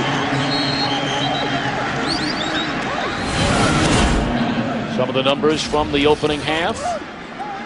Sooners outran them, and the Broncos outpassed them. 2 big turnovers in that first half, one directly leading to a Boise State touchdown. One you gave up a touchdown, and the other one you gave up potential points. And that's what we talked about, not giving away the football. And you notice time of possession and heavily in favor of Oklahoma. Sometimes it doesn't mean as much as you think. Caught a loss of 3 on first down on the carry by Johnson. So now Zabransky back to throw. And again steps up. Fires, catch made on the far side. And that's the tight end Derek Schumann. He's out across the 25 to the 27. 3rd down and 4 upcoming. The offensive leaders for Boise State. A very impressive opening half by the quarterback, Jared Zabransky. Wasn't in a lot of trouble, but the few times he was in trouble, he stepped away from it and made some big throws. I'm impressed with his awareness. I'm impressed with his feet and his mobility in the pocket. He's shown a lot of composure. Most people remember nationally the game against Georgia when he had 6 turnovers in 2005. He's nothing like that quarterback was that day. 3rd down and 4. Receiver was covered on that quick slant. And now Zabransky just has to run out of bounds. So 3 and out on the opening drive of the second half for the Broncos. Couldn't be a better series for the Oklahoma team as a whole. Yes, the defense went out and did its job, but that's going to give a lift to the whole bench because you have to know that at halftime there was some discussion about, hold it a second, these guys are as good as they thought they were. How are we going to handle that? That was a good opening series for OU. That paint may be peeling a little in that locker room. I have a sense. Peeling. There's a whole wall or 2 that needs to be repainted after the halftime for OU. Well, at least Bob Stoops didn't damage a cane like Barry Alvarez did at halftime of the Rose Bowl about a decade ago. Another booming punt by Kyle Stringer. And Smith evades 1 tackle. and brings it out to the 32-yard line. A 47-yard punt. Stringer's done a nice job in the punting game for the Broncos. Oklahoma gets the ball in a moment. Here's a Nissan strategy shift for the Oklahoma Sooners. A couple of turnovers. One deep in their own territory, which led to an Ian Johnson touchdown. Then with Oklahoma on the move, the poor throw by Johnson, interception by Tadman. Coach Alvarez, what needs to change? Strategy shift time for the Sooners. Well, we talked about eliminating turnovers. They have to establish a running game. They're close. There are some seams and limit the Broncos' passing game. And I think you'll see much less blitzing because the blitz was not effective. Not very effective in the opening half was Adrian Peterson. 11 carries, only 35 yards for the All-American out of Palestine, Texas. This is his first game, again a reminder, since October the 14th. He broke his collarbone in the Iowa State game at the end of a 53-yard touchdown run. And they've got them both in the game now. With that, he's got him in the game with Alan Patrick. Earlier we saw him come around and fake reverse, and here he comes in motion now. Read beautifully by Orlando Scandrick along with Mike T. Williams. See, that was the counter to what we saw earlier in the game. They ran fake reverse to Adrian Peterson, gave it inside to Alan Patrick. This time they show the same motion. This time Peterson gets the ball. Watch the play by Orlando Scandrick, number 8, the corner. He read the play, got inside of Quentin Chaney, number 84, so he couldn't block him, and made the tackle. See, they're reading it from the booth. Checking the coverage. Now the call's coming down to change things or go with the play that's being called from the sidelines with Josh Heupel, the quarterback's coach. That play clock is down to 3. They just do get it off. Thompson being chased by Browning. Just throws it up in the air to Chaney, and it's intercepted by Gerald Alexander. He's across the 35 to the 40. And nearly to midfield, the third Oklahoma turnover. A poor decision by Paul Thompson, throwing across his body, across the field, nothing on the ball. That's like a jump ball. Across his body, across the field, and deep down the middle. You talk about the triangle of errors. Paul Thompson made them. And this is so uncharacteristic of him because he's been so error-free all year long. Boise State has the advantage.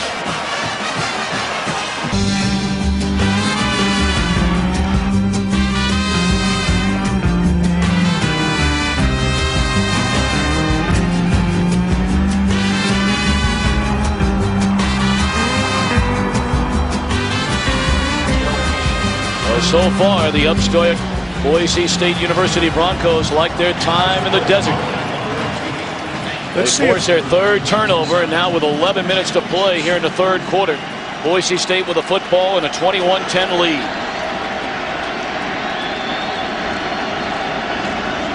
Ian Johnson crosses midfield to the Sooner 49, shoved out of bounds by Alonzo Dotson and Lundy Holmes. I thought we might see one down the field on that sudden change of possession. Always is a time you bring a defense back on the field, an excellent time to take a shot. Sometimes teams call it off after a commercial timeout or a timeout by the other team, thinking, okay, now they might have a chance to get settled. We'll go ahead and run our normal offense. Doesn't mean they might not come right back to it, though, after the first play.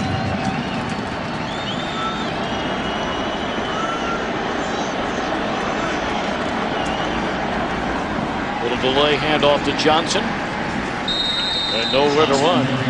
Tackled by Calvin Thibodeau, the senior out of Houston, Texas, and a flag comes in late on the far side of the field in the secondary. I think we're going to have a problem as downfield in the secondary for Oklahoma.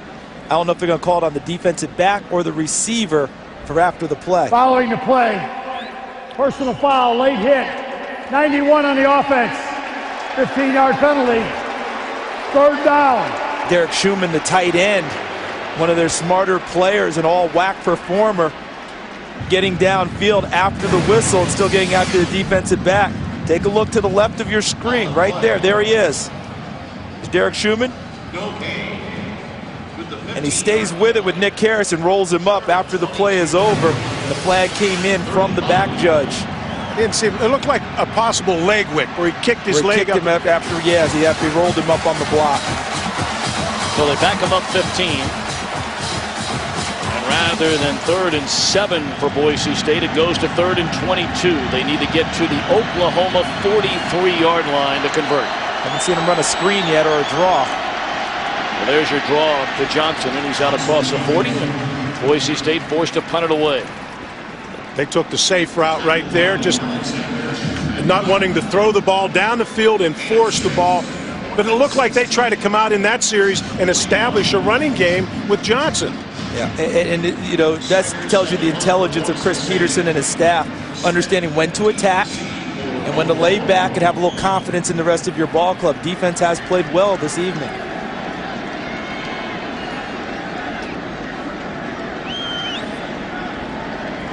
Stringer, a high snap. Smith, a fair catch. Flag comes in. Oklahoma will start this possession for the time being anyway at the 22, but again we'll wait on the penalty. Big Ten officiating crew. William Lamagnier, our referee tonight. Illegal block in the back, number 11. Oh. That's a post-scrimmage kick enforcement. We'll go 10 yards from the spot of the catch. First down. Bobby Jack Wright, co-D coordinator, talking to Lendy Holmes. Here are tonight's Taco Bell impact players of the game. Jared Zabransky has only missed on 6 of his passes thus far, as a pair of touchdowns. Paul Thompson, 1 fumble and 2 interceptions. In a sense, what we're looking at there is positive impact versus negative impact. That's not to criticize Paul Thompson, but he has not been as careful with the football as he has been all year long, which is what made him, what many thought, the MVP of the Big 12 this year. Well, as the Sooners begin this drive at their own 12, Alan Patrick has come into the game, and he gets a yard, maybe 2.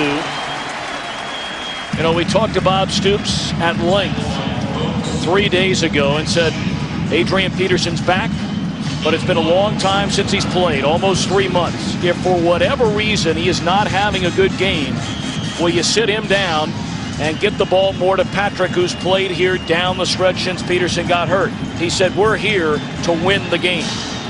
He's going to play who's hot. Neither one of them have had much to look at.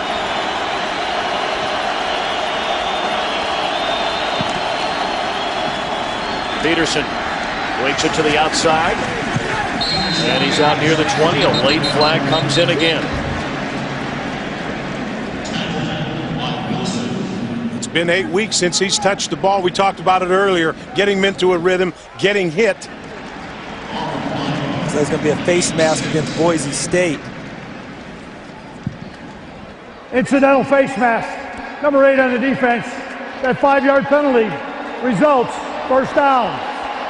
The one thing I saw, I did see flashes early. I thought there were a couple seams where a sharp Adrian Peterson steps over the trash and comes out the back end. Sometimes I wonder if you overthink it too, in terms of, you know, Alan Patrick's played well. We've got Peterson back. Let's go between the two of them. Before he got hurt, he would have had all the carries, and what they would have counted on is him popping something late in the ball game. I might think about that strategy with Adrian Peterson. Peterson is in there, and Thompson to throw, and first down! Intercepted! And into the end zone goes Marty Tadman!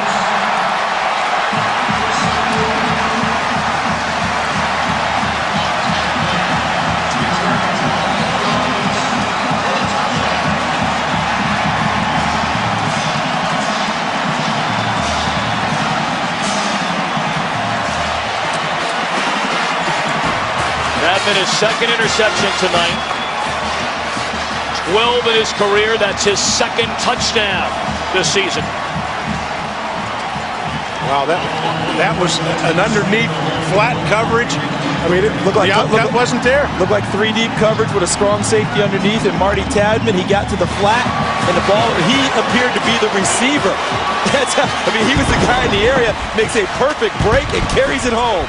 We better get, well, the ball looked like the ball may have been tipped. Looked like the ball may have been tipped there. Two that have been doing it all year long. Corey Hall tipped the pass. Tadman went and got it.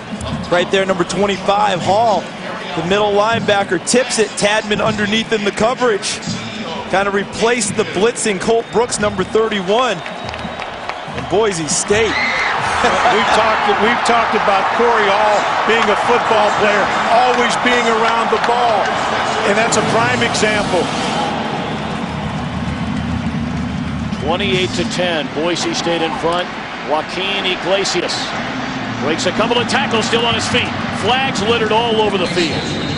At the 10, at the 20, at the 35.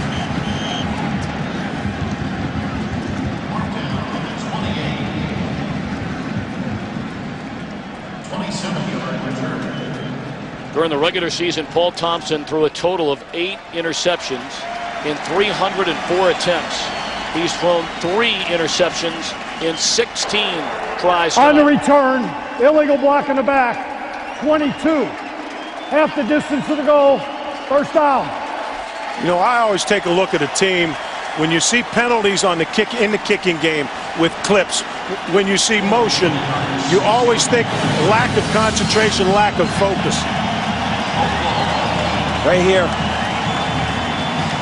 See the push in the back by Keenan Clayton, who started the season as their starting strong safety, but lost his job after the first couple of weeks. Adrian Peterson met at the line of scrimmage by Dennis Ellis. I know many people are sitting at home because Chris Myers gave us a report about Malcolm Kelly being hurt, the #1 receiver for the Sooners. How is that affecting Paul Thompson in the pass game?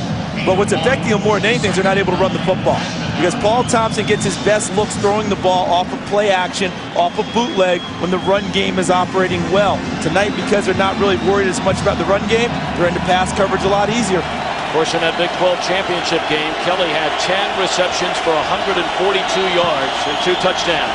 They're without him tonight. And a slant over the middle, the catch made by Iglesias, first down to the 23, the out of 14. The other part of what's happening with Paul Thompson tonight is that he's had open receivers and has underthrown them consistently. He missed an opportunity for a touchdown pass early, and then the other 2 interceptions prior to the last one were underthrown balls where receivers were open. Not making good choices at all times, and that's uncharacteristic of Paul Thompson this season. Still plenty of time for the Sooners to get back into sync. But they have to be able to run the football. They've got to get into a rhythm doing that also. Well, they're going to throw it. Thompson steps up. Perfect throw there to Iglesias, who's become his favorite target now with Kelly out of the game. And he's all the way out to midfield. You know, the one thing Bob Stoops mentioned to us was the tremendous mentality that Paul Thompson has. When he has something go wrong, he won't let it affect him as the game goes on. He'll put it behind him and focus on the next play. And that's very important, particularly in a situation right now. One other thing to go on to your point, Coach. Last year, he started the season as the starting quarterback. They were beat by a non-BCS team in TCU. He lost his job after that afternoon. Tonight, he can't lose his job. They don't have another option at quarterback behind him. First down, and they're going to put it up again. And overthrowing Cheney down to the 20-yard line. Cheney, who had 1 catch the entire season, has been in the game replacing Kelly all night.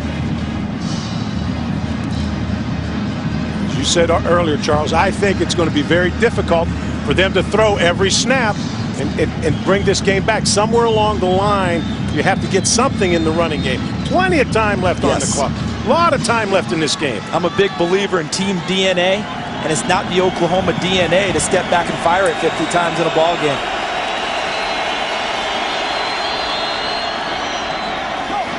Emmanuel Johnson, and a great open field tackle by the redshirt freshman Kyle Wilson from Piscataway, New Jersey. Led that high school to 3 consecutive state championships. He was the MVP of the New Jersey State Championship game as a junior and a senior. Our overhead shots of a Tostitos Fiesta Bowl provided by the DLP Ultimate Picture Cam. DLP, the official high-def TV of the BCS on Fox. DLP, it's amazing, it's the mirrors. huge play for Oklahoma, 3rd and 5. Big play.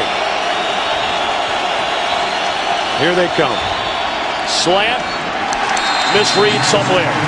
Great coverage by Quentin Jones. And a great call by Justin Wilcox, the defense coordinator, because he changed up the blitz. Most of the blitzing tonight has been by the outside linebacker, number 31, Colt Brooks. This time he exchanged him for Orlando Scandrick, the corner. And he brought the corner from the wide side of the field right into the face of Paul Thompson, so he had to look at the blitzer, and that helped force the incompletion. The one thing Paul Thompson's going to have to come up with, you have to have an answer for the blitz. They showed that blitz, gave him plenty of time to react. Now you've got to stick that ball in there. You've got to answer it. Michael Cohen. Wes Tadman will let it drop. That ball checks up and then hits. Did it hit a Boise State player? If it did, it'll be Oklahoma football. And it is Oklahoma football. The ball came back and hit a Boise State player in the leg. Communication is the key on those types of plays.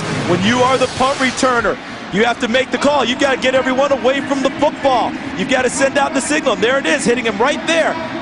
He's got the back of the leg. He's got to attack that ball, screaming to everyone, whatever their alert is. Right. They've got to call the alert and get him away from the football. Iona Key, backup wide receiver. Hard to blame him there. No, it's hard. It's hard to blame. He's blocking. What he needs is to hear the call. Universally, the call's Peter. Peter, get away from the football. Somehow that didn't get relayed enough for him to pick it up. He was just trying to block and help his team. Big break for Oklahoma. Can they cash in? They need 7. Has to be. Field goal's not an option for OU here. Alan Patrick with a carry.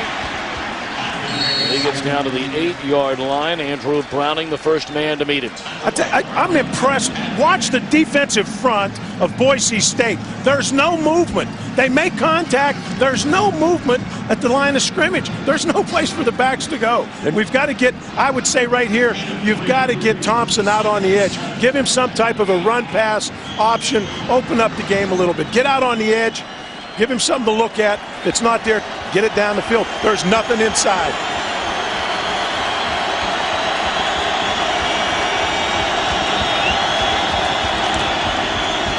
2nd and 7. Peterson to the end zone. His first score since breaking his collarbone against Iowa State back on October the 14th, and the Sooners are right back in it. I like to see him. If I'm Bob Stoops, I like what I see on the edge. You want to see him on the edge. You hope that started to fire. You called it, Coach, about getting them out to the edge, getting to the corner. I was thinking some type of a miscorrection. Anything to get them out of the middle because of the way they've stacked things up inside, and they're not getting the movement or the push up front. That time they got him on the move. Adrian Peterson vaults into the end zone. So now Hartley on for the point after. Trying to make it an 11-point spread. Which he does. So the first real big mistake of the night. Boise State. The punt. Getting Key in the leg. Oklahoma recovers. 2 plays later, Peterson to the end zone. Better settle in. We better settle in for a good ride, huh? Buckle up. Buckle up, folks. Get that seatbelt strapped on. Quentin Jones out of his own end zone and brings it out to the 17-yard line. Let's go downstairs and visit with Chris Myers. And Tom, Adrian Peterson hoping to give the Oklahoma Sooners some life. His father, his father Nelson, the last time he saw him play was mid-October when he hurt his collarbone. His dad is here tonight after serving 8 years in prison. Adrian said his dad stayed with those father responsibilities, was an important part of him maturing as a young man, and hopes, as his dad calls him, AD, nicknamed him all day. It was important for him to play in this game to make a contribution to Oklahoma before deciding whether or not to go pro. Chris, thank you very much. Zabransky to throw on first down. And he finds Gerard Rabb out of bounds at the 26. You know, you talk about what was supposed to be a day of celebration and then go straight south. Mr. Peterson comes to the game. sees his son play. His son breaks his collarbone. After the game at a family reunion, Adrian's mother, Bonita, broke her leg playing in a basketball game. Playing little hoops. Yeah. She was schooling everyone. They had like a little family reunion. And she was dropping 30 on them before she turned the ankle. Oh. And that is a true story. That's not something out of Hollywood. Zabransky stepping away from trouble. And he just flips it. It's going to be a legal touch. This will be an illegal touch. Zabransky's been around a long time, and granted he's under heavy pressure, but that is a mistake. Huge. That's a mistake. You see momentum, and I always talk about momentum in the game, and like a pendulum swinging. The pendulum is at Oklahoma. They have the momentum. Can the defense answer? Zabransky helped him a little bit right here. He helped him a lot, Coach, because he's out of the pocket. Remember, if you're outside the tackle box, as they call it, you can fling it up into the fifth deck. It doesn't matter. There's no intentional grounding. He would have saved a lot of yardage on that play had he done just that. And that's one of the few mistakes we've seen from Jared Zabransky. That's exactly right. Played Chris pretty well Peterson overall. didn't want him to play outside of himself. Just wanted him to execute. Try to make something happen there. Tried to do just a little bit too much. And the guy who caught it, Jordan Daly, he's from here in Phoenix. He's coming back home, wants everybody to see him, told he was too small to play at Arizona State. He'll be talking about that forever. He high-stepped out of there. You know what he's going to be doing? He's going to get this tape and just keep illegal rewinding touching. Number 69 of the offense. That penalty's been declined. Result of the play, third down. You touched on him, Tom. Jaden Daly, the center. At 5'11", 285, was told, as you said, he was too short. You know where his inspiration was to continue to play college football after he sat out for a while? Clayton Adams, the previous center at Boise State. He was also about 5'10" and did an excellent job for them. He's now a grad assistant on the Boise State staff. Amazing journey for Daly. Got out of high school, went to work as a bank teller, and then got talked into playing college football at Phoenix College. Boise State came after him, and here he is in a Tostitos Fiesta Bowl on his home turf. They decline the penalty, does Oklahoma, to make it 3rd and 7. Zabransky steps up, throws in and out of the hands of Rabb. That would have been good enough for a first down, and he dropped it. Earlier in the game, remember Marcus Walker in almost the same type of position, missed an interception for Oklahoma? Gerard Rabb looked like he had the same type of a catch. I don't think he's going to look up and say it was the lights this time.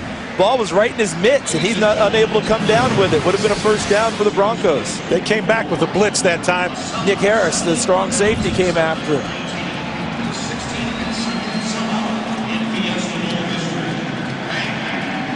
Oklahoma figures to get good field position. Reggie Smith stands at his own 40. Stringer puts a foot on it. This is Smith. Didn't call for a fair catch. Great coverage by Iafallo. Follow all of 165 pounds. A walk-on who's earned a scholarship at Boise State.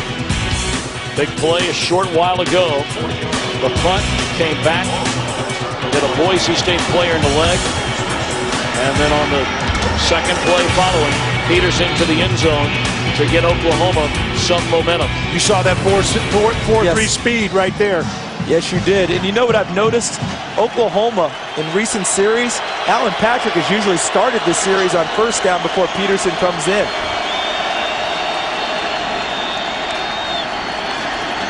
Thompson lays it off for Peterson. Great pursuit. Great job. Along with Orlando Skedrick right there with Peterson. So they had great leverage when they got outside with Adrian Peterson, and they knew where to spill the play, meaning if I'm going to miss on the tackle, I'm going to push it to a certain area. Colt Brooks pushed it to the proper area and had the help from Orlando Skedrick. Nowhere to run for Adrian Peterson. Gain of 1 second and 9. We're under 2.5 to play here in the third quarter. And Boise State leading Oklahoma 28-17. There's Peterson again in motion. Thompson to throw the football. Wide open. And making the catch, Iglesias. Inside the 30, down to the 28-yard line.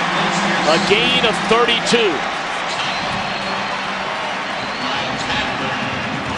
That's a terrific catch by Iglesias. You know why? His momentum was totally going to the sideline, and the ball was thrown back inside a little bit. He was able to break it off and secure the catch. Nice job. Fake to reverse. Held a blitzing corner. See, we've seen all three plays off of that now. They hand off to Patrick, they hand off on the reverse to Peterson, the fake to both of them, and throw it downfield. Iglesias 5 catches for 104 yards. In the absence of Kelly, Thompson rolls right, and he'll tuck it under his arm. And very close to a first down inside the 20. And here come the Sooners. Coach, you made the point not too long ago about the composure and the makeup of Paul Thompson. I believe we're seeing that now, considering he's thrown 3 interceptions tonight and has not played his normal game, but it seems to have shaken it off. Well, he's got a little rhythm right now. They've got a little something going with this series. He was outside of containment. He has a lot of options. He has an option to take a look downfield. He has 3 receivers who are covered, but he's out of containment. Now he can do it with his feet. Move the sticks with your feet.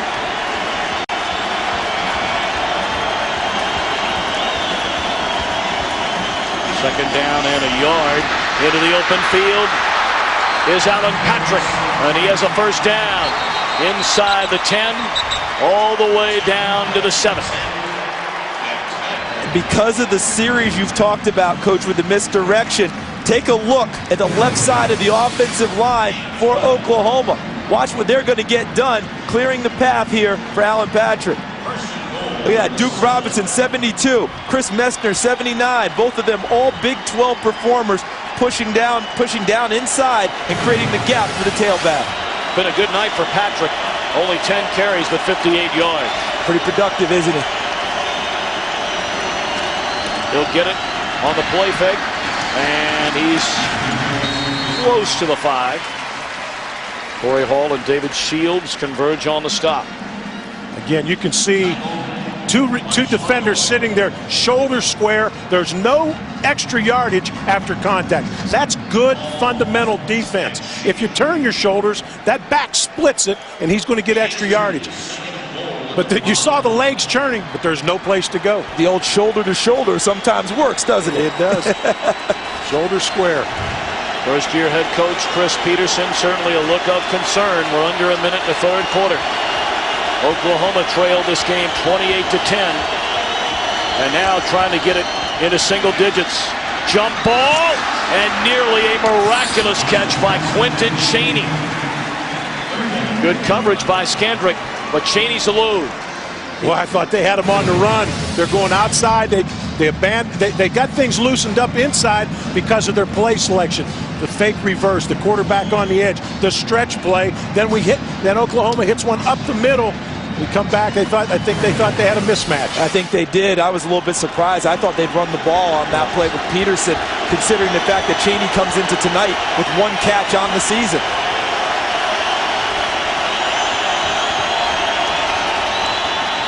Thompson in trouble. Down he goes. Boy, you gotta wonder about the play calling by Oklahoma. It's almost as though, and Coach Charles, you fill in the blank here, it's almost as though they're abandoning the running game against Boise State. They lost confidence in the running game, but they had a little momentum running the ball. I'm surprised that they went away from it. I said that on the last down when they threw the fade. Yeah, you go back to that call, because now that puts them in 3rd and long situation. So they have to throw the ball again, and Boise State got them with the blitz. So now Oklahoma will be forced to kick a field goal, but we'll wait on that until the 4th quarter. Into the 3rd. Boise State 28, Oklahoma 17. The Tostitos Bowl Bash on Fox continues after these messages from your local Fox station. Here in my leg, and they would not walk. I had a fear in my mouth. It did not like to talk. Yeah, fear is just a dream. And this is real life. And it's a big sweet life. It's a big sweet life. The Resentments. With that music, they're out of Austin, Texas. So after the sack of Thompson a moment ago, we make our way to the 4th quarter. This will be a 28-yard field goal try by Garrett Hartley, who's already hit from 31 yards out tonight. He's only missed once all year. In the back of your mind, you wonder if Bob Stoops thinks about faking one with his reputation. We'll take the points. Right down the can off the foot of Hartley. The largest Tostitos Fiesta Bowl deficit ever overcome, 14 points. Twice it's happened. Last in 1988, when Florida State roared back to beat Nebraska 31-28. Well, tomorrow the Tostitos Bowl Bash continues with the FedEx Orange Bowl. Louisville and Wake Forest try to end their Cinderella seasons with wins. Our coverage of the FedEx Orange Bowl begins tomorrow at 7:30 Eastern, 4:30 Pacific, and high def only on Fox. Matt Vasgersian, Pat Hayden, and Terry Donahue on the call. I wonder how Donahue and Hayden are getting along down in Miami. Terry, of course, legendary coach at UCLA, and Pat Hayden, the quarterback at USC. Well, what Pat Hayden's saying is, we beat UCLA when I was a quarterback. And Terry Donahue is saying, well, when I was there and we lost like our first 4, we roared back and won that series. So both of them have a lot to claim in that relationship. Oh, and by the way, Vasgersian might be the tiebreaker there. He went to SC. Oh, well, it's tough. It's a tough booth then for Coach Donahue. Oh, yeah. He's a little tilted on him, isn't it? Get a look at the Tostitos Fiesta Bowl trophy. 8-point spread with nearly the entire quarter to go. Rashawn Scott from the goal line. And a good return out to the 28.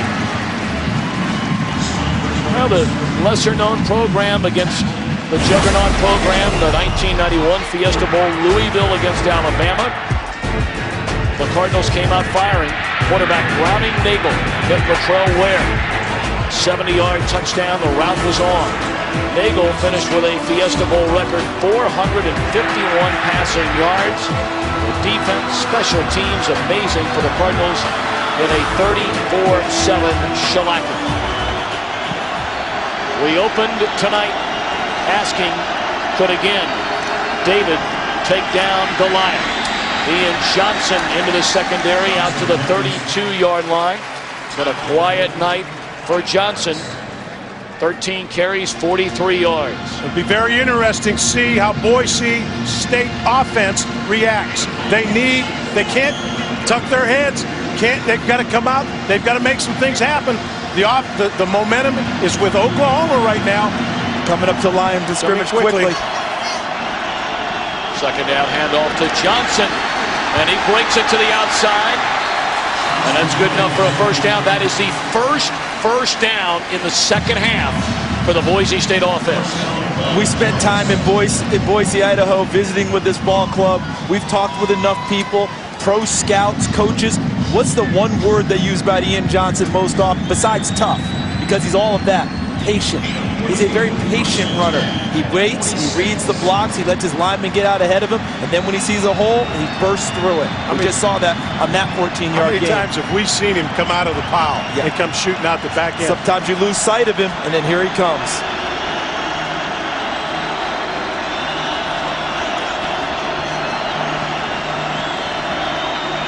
Timeout going to be called by Zabransky. Well, to finish that story about Ian Johnson being tough, broke his ribs, punctured his lung, stayed in the game, spent 5 nights in a hospital in San Jose. Wednesday night, the Tostitos Bowl Bash continues with the All-State Sugar Bowl. Notre Dame taking on LSU. Our coverage of the All-State Sugar Bowl begins Wednesday night, 7:30 Eastern, 4:30 Pacific, in high def only on Fox. That's going to be a fun one. Trying to win a bowl game for the first time since '94. LSU on a great run to close out the year. They're the ones, you know, they got into the BCS, the second team out of the SEC, by how they finished up the season.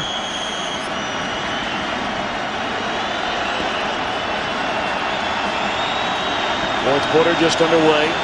First down for Boise State. They pitch it to the far side to Johnson, looking for some daylight, and is able to push forward and pick up a gain of 3, maybe 4. Let's send it downstairs once again to Chris Myers. Well, Todd, you guys were talking about the toughness and patience of Ian Johnson. He's been teased, the story well documented, his mom recommending he crochet, knit caps as a way to relax, which he has done. He says his toughness, you know, his father's a firefighter, and he thinks people that think he got his toughness there, but he said, my mom's a social worker, and if you watch what she does, I get my toughness from her. That's a very difficult job. They hustle to the line of scrimmage, and the throw is too high for Vinny Peretta. And it's a lateral. I believe that's a lateral, so they will lose yardage on this play because I saw the linesman immediately stand there and thrust his arm out, you know, away from his body towards the end zone. Well, they hurried up to the line of scrimmage trying to keep, you know, Oklahoma off balance. What you can see with all the different formations and shifting on the prior play, Nick Harris got there just before the snap. Yes. They had 3 receivers. They try to out-leverage the defense and get the pitch. He got there. Now they try to do it before Oklahoma could adjust.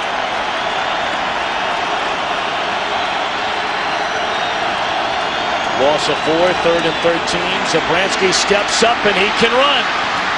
But he is hammered to the turf by Rufus Alexander. That's impressive.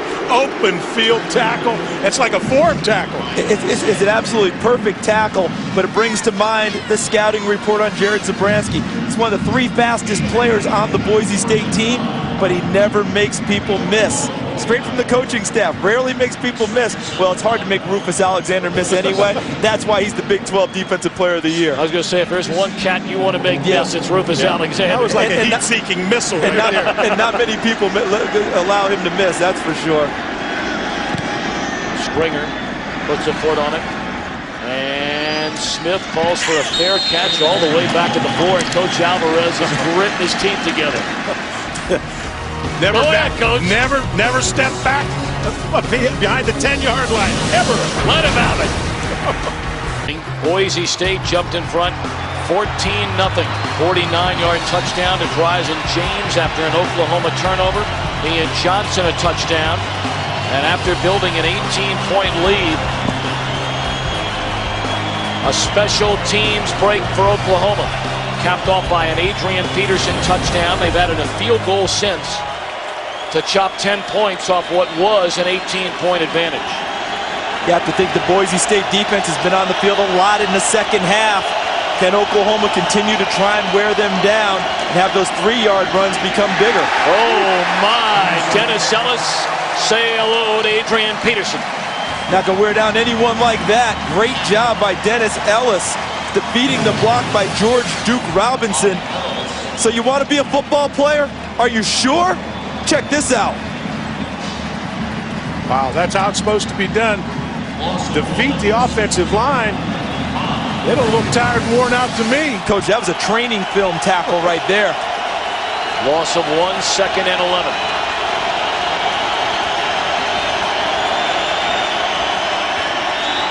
Thompson out of his own end zone and broken up in the secondary by Alexander. Jarred and loose from Joe John Finley. Well, you can't say enough. Whether they win this game or lose this game, Boise State University is proving to Oklahoma and the rest of the country, for those of us that ask the question, can they run with the big dogs? They are running and perhaps running away from the big dog. They're setting the pace. They jumped off the porch ahead of the big dog. I'm going to tell you, they're not backing away from anyone, and I'm surprised how they've reacted. I'm surprised. It's late, it's middle of the 4th quarter, and we've talked about can they last 4 quarters. They're pretty fresh to me. Thompson carries, and he's tripped up by David Shields, and Oklahoma will punt out of its own end zone. What a stop by the Broncos, and Bob Stoops is livid. See, now you go back to the punter, Kyle Stringer, and the great job he's done tonight. He set all of this up with that last tremendous punt, and of course, catching the ball on the 4 or 5 yard line doesn't help. But now he's helping change field position. He's tilted it in favor of Boise State. If you've noticed, most of his punts, very high punts, a lot of hang time, all of them near the boundary. They're really pinning the ball in there, so there's really no place to run anyhow. Well, he's done a great job. Do you go after it right here, or do you want the football? Going to get good field position. Looks like they're going after it.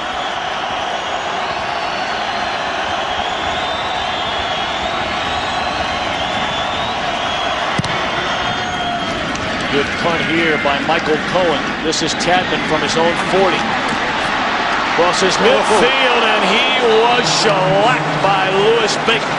I tell you guys, if you love football, you love what you've just seen. They're hitting on both sides. The game's physical. The game's on the line. You've got two teams that are really competing, and they're getting after it.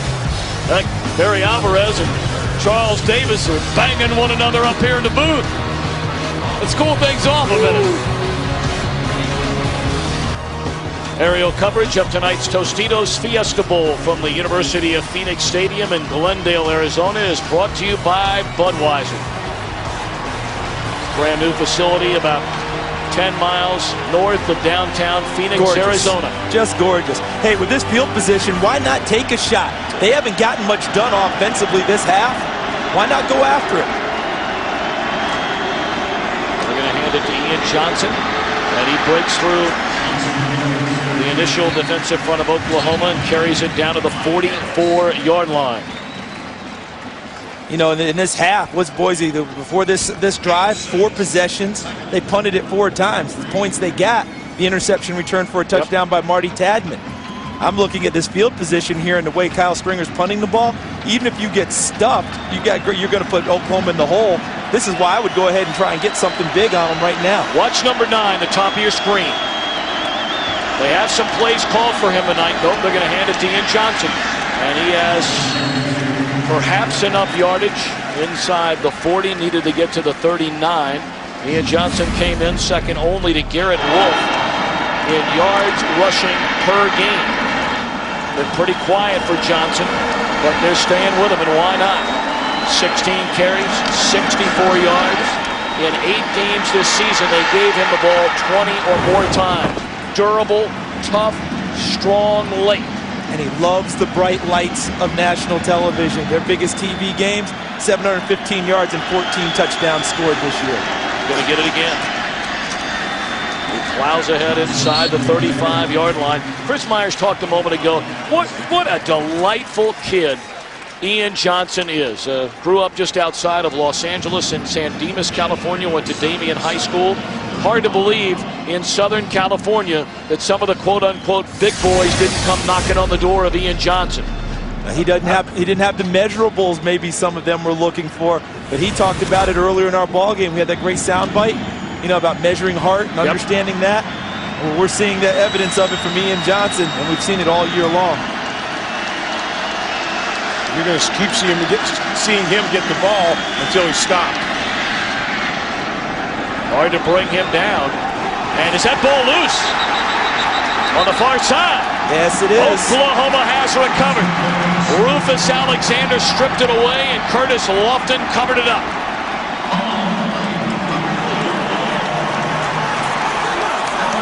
Wow. It's big players, great players play big in games like this. They make the plays that you need to give you an opportunity. There's Alexander. 42. See how the ball ripping. He pulled it out before Johnson was down. Lofton alertly jumps on it. Oklahoma in business, and now not in the shadow of their own end zone.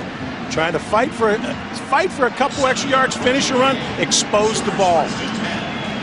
That's a strong man, Rufus Alexander. Yeah, he did a great job digging while also securing the tackle. So now Oklahoma gets the football back. 8:30 to play here in Glendale at the Tostitos Fiesta Bowl, and the Sooners trail 28-20. Peterson spins out of one tackle and brings it out to the 33. Colt Brooks drags him down, a gain of 4. You can see there's nothing clean inside. And Peterson's fighting. I'm telling you, he's trying to finish every run. But we saw earlier, it's outside is where there's some things loose. So what you're thinking is more stretch plays, stretch plays on the run, and the stretch play, that long outside handoff, running it to the outside numbers, right to the outside of your offensive tackles, and looking to find the gap and get upfield. Under 8 to go. Oklahoma has all 3 timeouts remaining. Play action. Peterson, pump fake, rolls, and picks up a first down out to the 40. Very nicely done by Thompson. He took a look. He took a look at all of his choices. He made a good decision. There's nothing there. Use your feet. Pull that ball down and run. So this tells me there was good coverage downfield because he was well protected with plenty of time to throw a ball in rhythm. But because he had nowhere to go with it because of the coverage downfield, he alertly tucked it away at the end of that and ran upfield. Got a nice block from Adrian Peterson on the corner. Allowed him to get out of bounds upfield.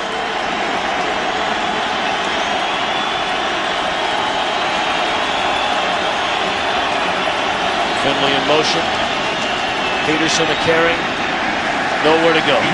I'll tell you what, these guys up front from Boise State, that defensive front is penetrating so well that there is no room for the running backs right now. Doesn't matter if it's Peterson or Alan Patrick.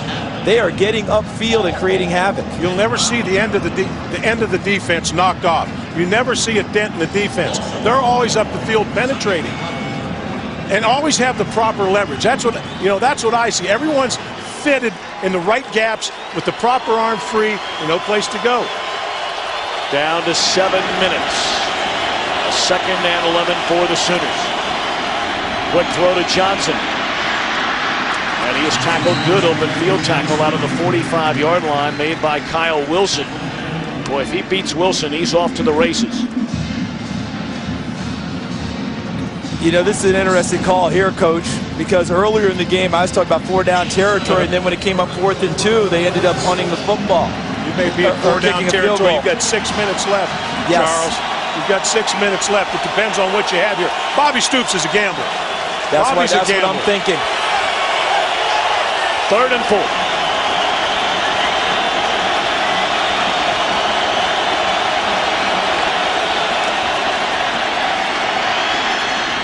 Long ball and too long. For Quentin Chaney, he had beat the defender. If that ball's on the money, Oklahoma's going for 2. Ball sailed on him a little bit. And actually, there was to me, there wasn't enough air in this one. To me, it's much more of a flat throw instead of air that gives him a chance to run under it. He threw it flat and long instead of a little bit of loft. So with 6:10 to play, Bob Stoops has decided, at least for the time being, to punt. But you never know with Bob Stoops. He's going to put it on his defense. But if you're Boise State, you play what we call punt safe. You're lined up, you're alert for any type of a fake. You don't care about him punting the ball. You just don't want him faking it.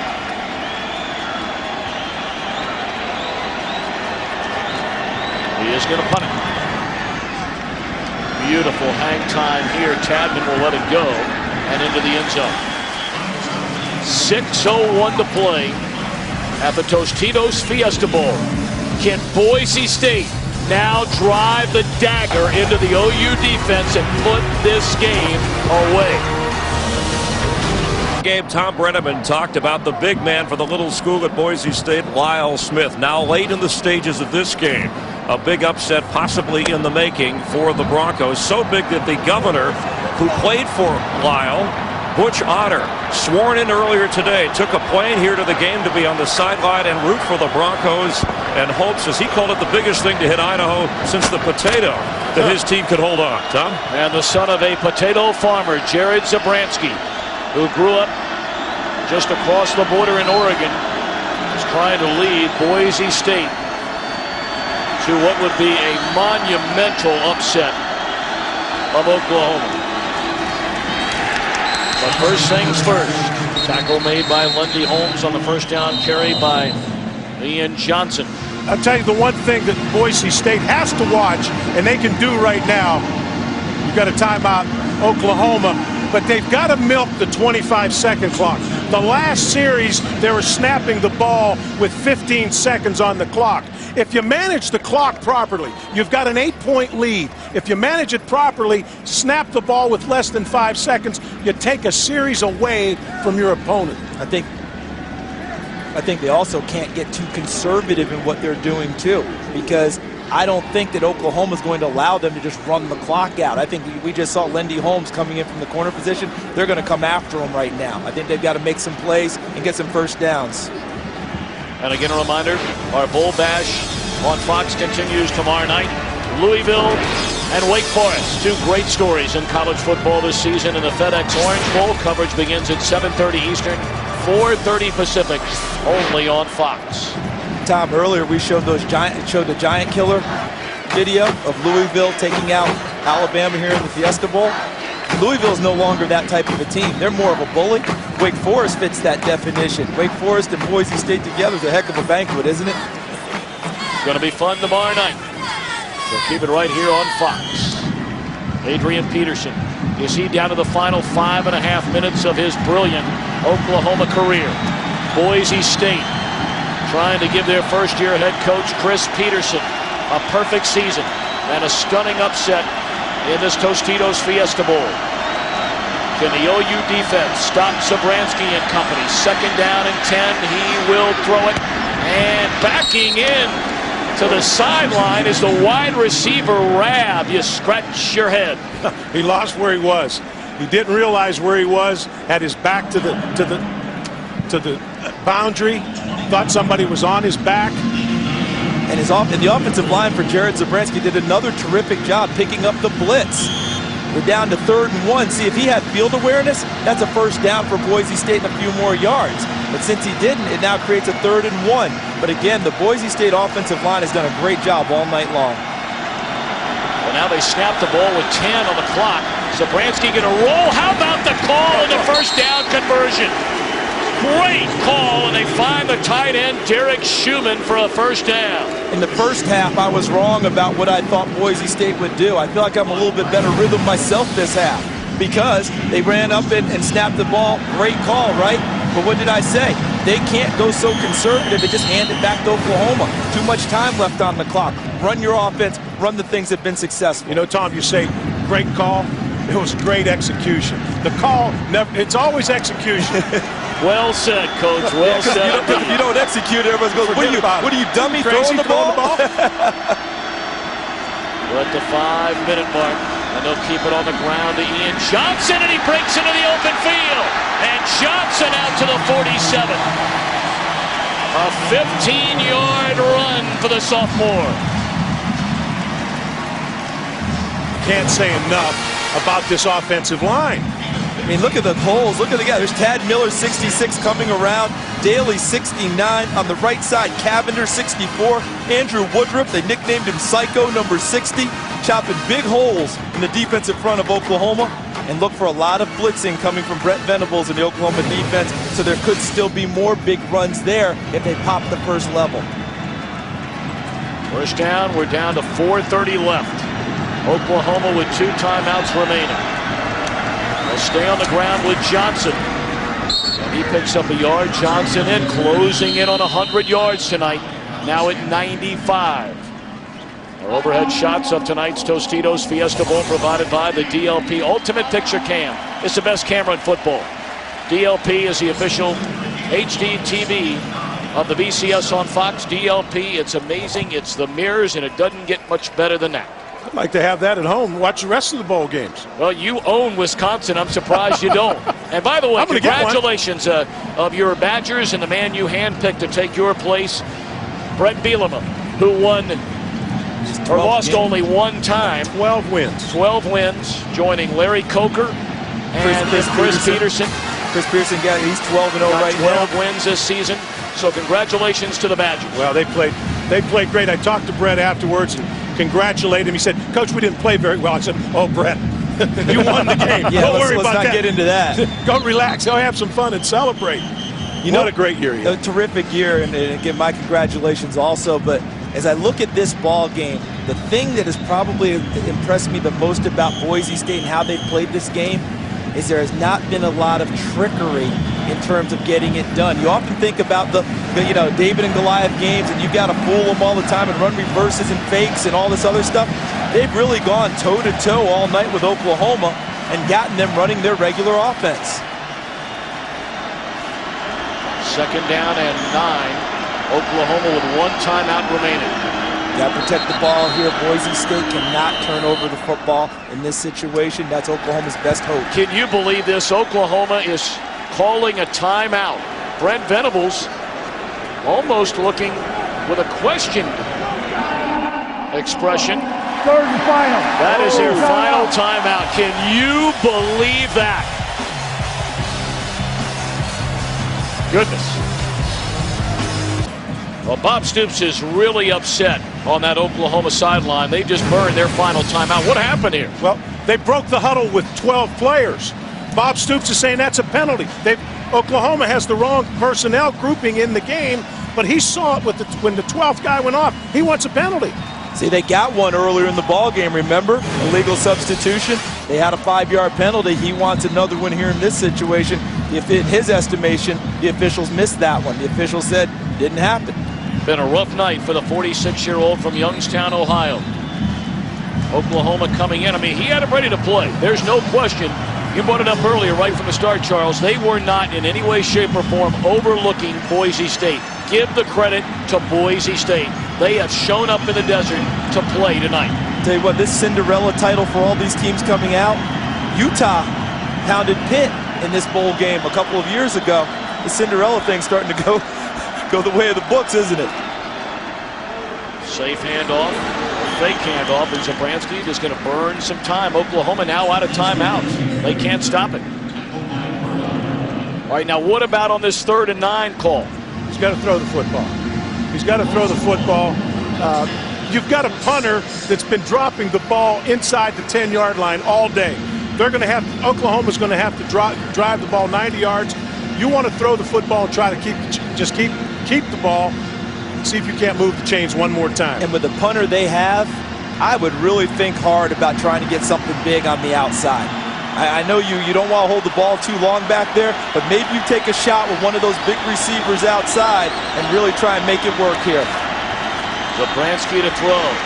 Now he'll step up, and he is dropped at the 44-yard line. 25-second play clock is not started yet. And by the time it does so, for whatever reason it's not running right now, we're going to be under 3 minutes in this game. And the game clock continues to roll. Boise State people, they can't roll fast enough. Boise's sitting there. Oklahoma saying, why hasn't that clock started? And it's a great question, isn't it? Because how much time ran off? I'm counting somewhere close 10 to 15 seconds that ran off before the play clock began that Boise State's going to gain, because they won't snap this ball till 2-3 seconds on the clock. Oklahoma with 2 block kicks this season. 20 under Bob Stoops since he took over. They're not going to get to this one. They snapped it with 2 on the play clock. Smith, the fair catch. Well, Oklahoma, the 23-yard line, has 2 minutes and 40 seconds left. Trailing by 8. This Thursday night on Fox, don't miss Till Death, the new hit comedy starring Emmy winner Brad Garrett. Catch an all-new episode Thursday, 8 Eastern, 7 Central, right here on Fox. Here we go. One thing to keep in mind in the college game is that even without timeout, you can still throw across the middle if you get first down yardage, because the clock stops to reset the chains. Paul Thompson out of the shotgun. Throw and a catch is made by Chaney out to the 35. The clock will stop until they reset the chains. Gain of 12. This is where Oklahoma has to huddle. Hustle, get on the ball, get ready. When that clock cranks, when the official blows the whistle, you want the ball snapped. You don't want to lose any seconds. Let's see how well they do with that.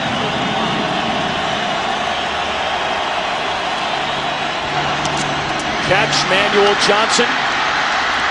Out to midfield and crosses midfield to the 47-yard line. Clock continuing to run. And another first down in a Boise State play. We have 2 players limping for Boise State. One of them being Orlando Scandrick, their best cover guy. That means Austin Smith, number 37, goes into the ball game, and he's cold. Coach, I don't know about you, but I find the new guy right away. That's what I'm saying right now. If you're up in the box for Oklahoma, you're signaling that we got to challenge him right now. We've got to go after the new one.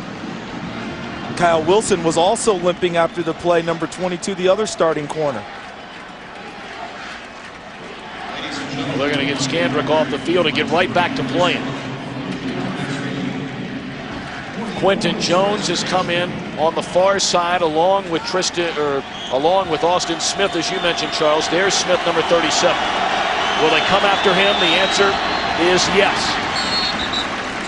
He's playing a soft corner, giving a lot of cushion He gave about a 12-yard cushion right there. Just an easy throw and catch. Remember, Quentin Jones was the starter when the season began, but lost his job to Kyle Wilson. Austin Smith hasn't been the starter, but I will tell you this, in practice the other day when they were in pads, he hit Ian Johnson on a running play, almost started a little bit of a dispute between Ian and himself.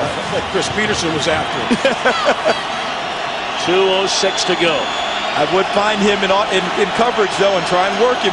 He's rolled up. He's playing tight coverage. He's got a little help over the top. Ball at the 39. Thompson across the middle. Iglesias inside the 30. Tiptoes out of bounds to the 22. 2 minutes remaining. That is a gain of 16.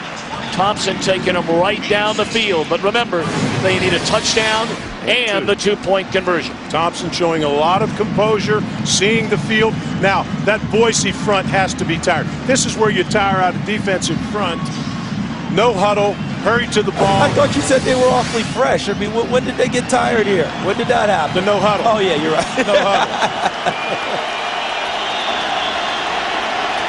They're going to bring 5. Looks like they're going to bring 5. Here's that big freshman tight end, Gresham.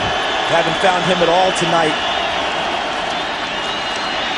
Thompson breaks a tackle from Browning and gets it down to the 15. Plenty of time here. There's 1:50 to go. They're at the 15-yard line. They're out of timeouts, but they'll get up to the line of scrimmage.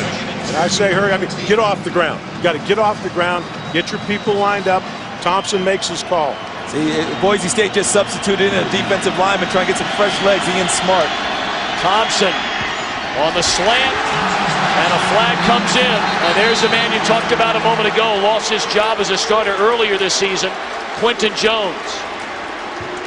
Listen, I don't know everything about football, but I remember a coach telling me a long time ago as we listed pass interference, defense, number 23, spot foul, automatic, first down. Watch, he's gonna be hugged up on the receiver. There's Jones getting there a little early, trying to get to play through the man to get to the ball. But that coach told me, if a guy comes into the game, you test him early, because otherwise he would have been on the field to begin with if he was as good as the guy who was out there.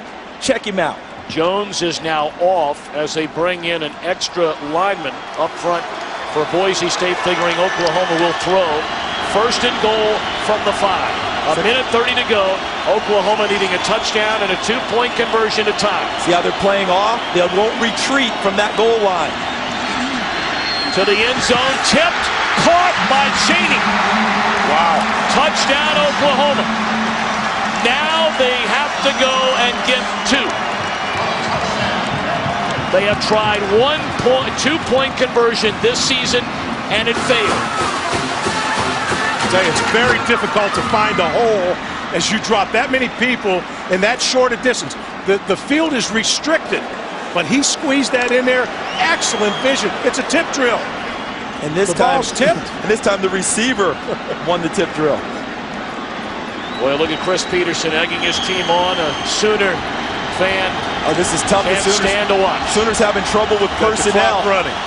Trying to get the right personnel in the ball game, and they don't have a timeout to spend right now. The second guy has run off the field again. Now they have their guys. I have to use Paul Thompson and his legs to challenge the corner run-pass option. Thompson, jump ball to the corner, and a flag comes down on Scandrick, who's back in the game. He got tied up with Cheney.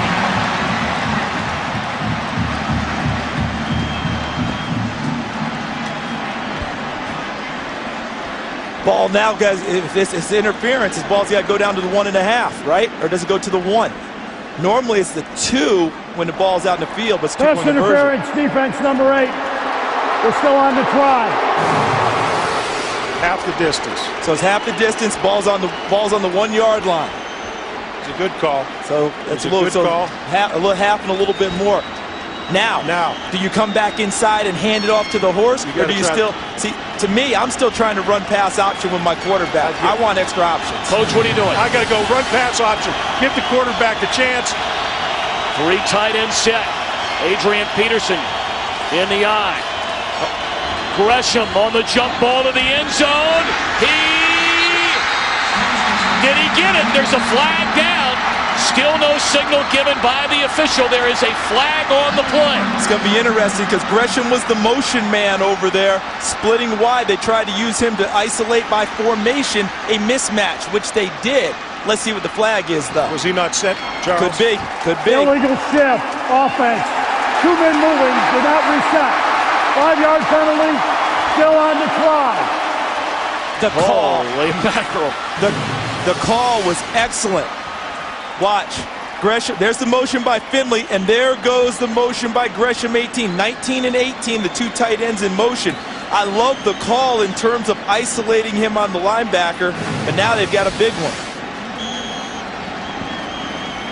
Schleckaway comes racing off the field. They put in an extra defensive back. The ball now spotted at the 7-yard line. This is the game. This is it. Still say they've got to get Thompson out of the pocket where he's on the move. Pump fake. Thompson to the end zone. Catch is made, and we're tied at 28 by Joaquin Iglesias. What an unbelievable drive led by the senior Paul Thompson.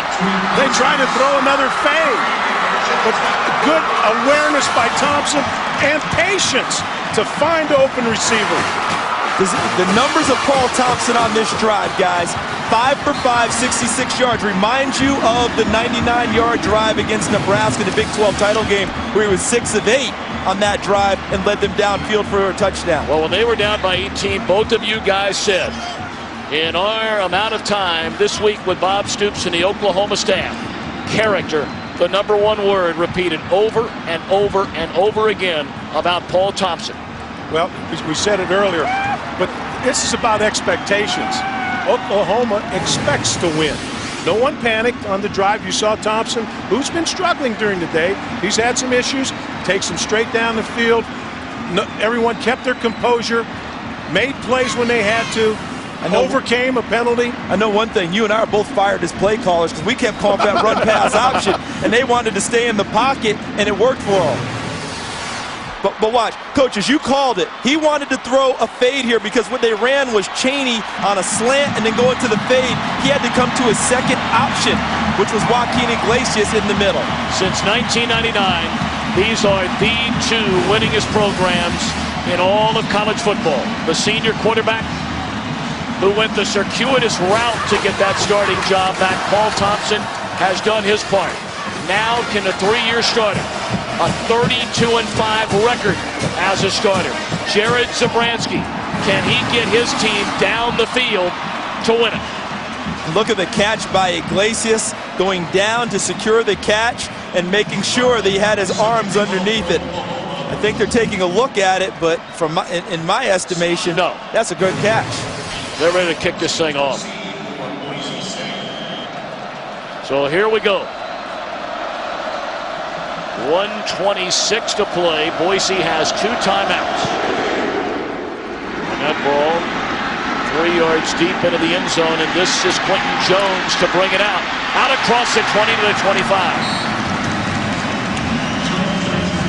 Tonight's All-State good hands play of the game. You just saw it. On their 3rd try for the 2-point conversion after a couple of penalties.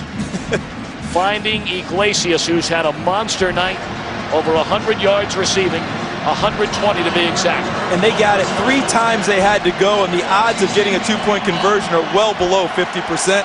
And they had to do it 3 times and converted. Clock is running. They've set the ball, and Zabransky, a dangerous throw, and it's intercepted. Into the end zone, Marcus Walker. Unbelievable.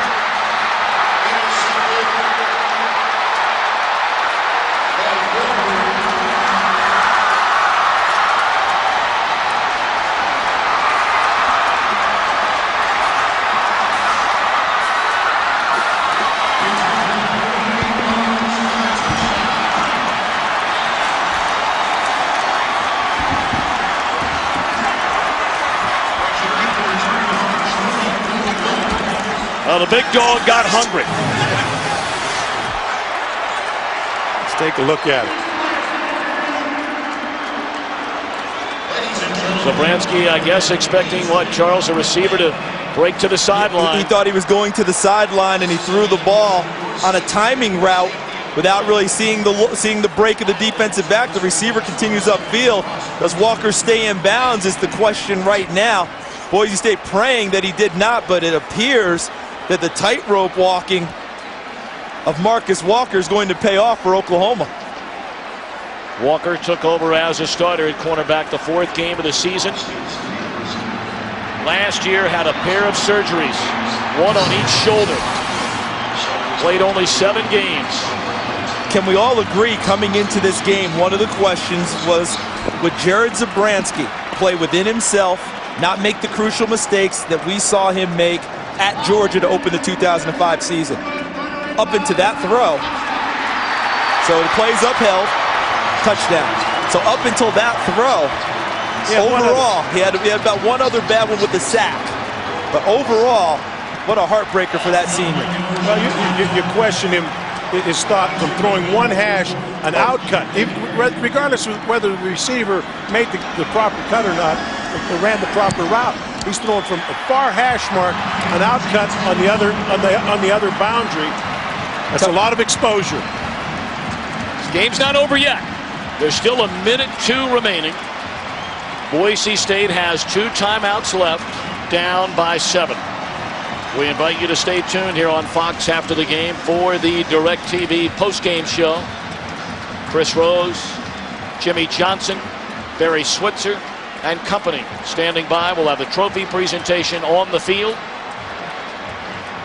28-10. Boise State led it at the 8:05 mark of the 3rd quarter. Oklahoma, 25 unanswered points since then. You know, an expression comes to mind. This may seem somewhat trite at this moment, but after you quoted all those stats, Tom, for Oklahoma, been there, done that. And here they are. You know, the last kickoff, I thought that thing might come out. Yeah. It was blocked pretty well. He was close. He was about one guy from popping it. The ball's being kicked about 1 yard. If he can get another yard, they take a knee. If you're Oklahoma, you have to cover all the way through, because I don't think the young man back there, Quentin Jones, has much of a mind to put a knee down in the end zone. No.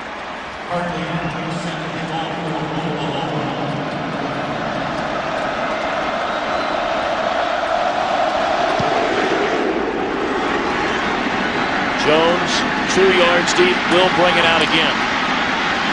He's out to the 22-yard line. We have 54 seconds, but again, a reminder, once they set the ball, the play clock will start, so Boise State needs to get out onto the field. And over the ball.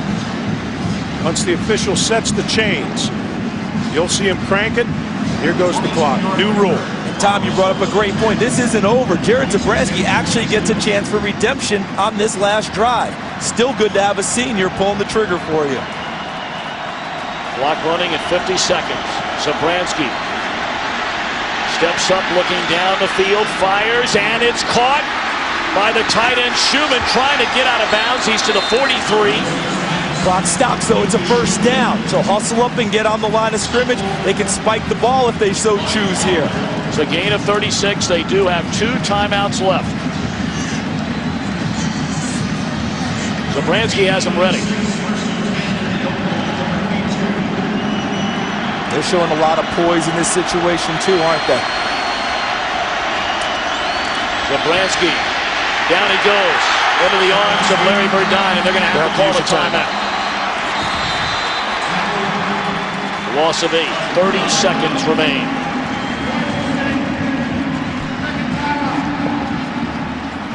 Well, certainly 3 of the plays you look at in this game.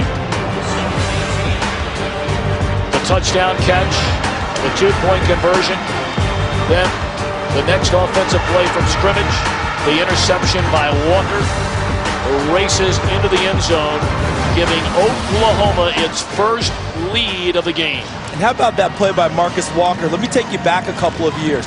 They took a red shirt off of him late in the season, the 2004 season, because they were struggling at corner. He really helped save their year as a true freshman. Comes back his sophomore year, injured, beat up, as you articulated, Tom, 2 shoulder surgeries.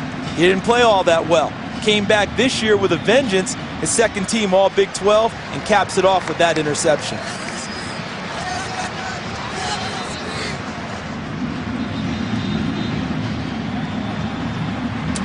So 30 seconds remain. What's Bob Stoops saying to his defense over there, Charles? I think what he's saying right now is we're going to play it a little bit looser to make sure we don't give up anything behind us, but at the same time, not so loose that we make it easy. I think they're still going to try and put pressure on Zabransky. He's playing a quarter, 4 deep, each responsible for one quarter of the field. Almost like the old Tom Landry umbrella defense. 3 rushers. Second down at 18. Zabransky fires, and it is caught down at the 29. No, it came loose. It looked like James had it. And then it came squirting out of there. Boy, Zabransky thought he had it as well. Lendy Holmes, number 11, the corner, had retreated all the way back so that he was underneath, and then Darian Williams, number 41, actually breaks up the pass with the hit on Dryzen James, number 11. Oklahoma's trying to get some type of pressure with 3, dropping everyone deep. Your 4 deep are getting as deep as they can. Wonder if they're going to bring a lot of underneath help. Wonder if they'll end up bringing a 4th, showing a 3 look. Schumann racing on the field before the snap of the football. Zabransky fires into traffic, and wanting a flag is Rabb on Darian Williams, none thrown. 4th down and 18 upcoming for Boise State. So you've got your underneath linebackers dropping. They're 20 yards deep. You've got your quarters players, each your secondary players. They're deeper. Nobody's going to get behind them. No one's going to get behind, and you're trying to flood the zones to make it tougher for those receivers to find gaps. They need to get to the Oklahoma 32 to move the chains. A last gasp for the Broncos. Zabransky's legs might be critical here to save time on throwing the ball. Down the middle, James, the lateral to the corner of the end zone. Can you believe that?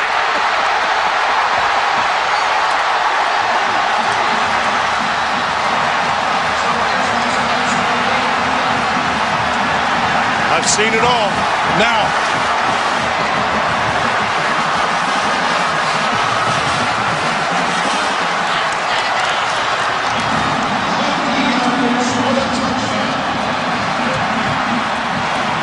the catch by James, the lateral, and that's a design play to Gerard Rabb, who races into the end zone, and now the point after to try and tie it in the final seconds. A 4th down and 18.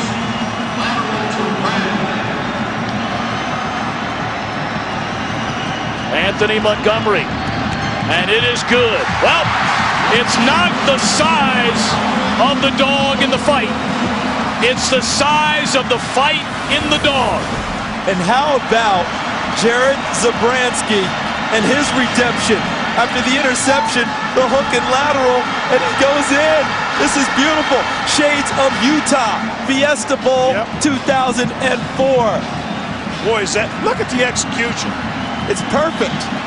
And look at Lewis Baker ran right by him because he wasn't expecting that at all. And Rabb beats him to the corner.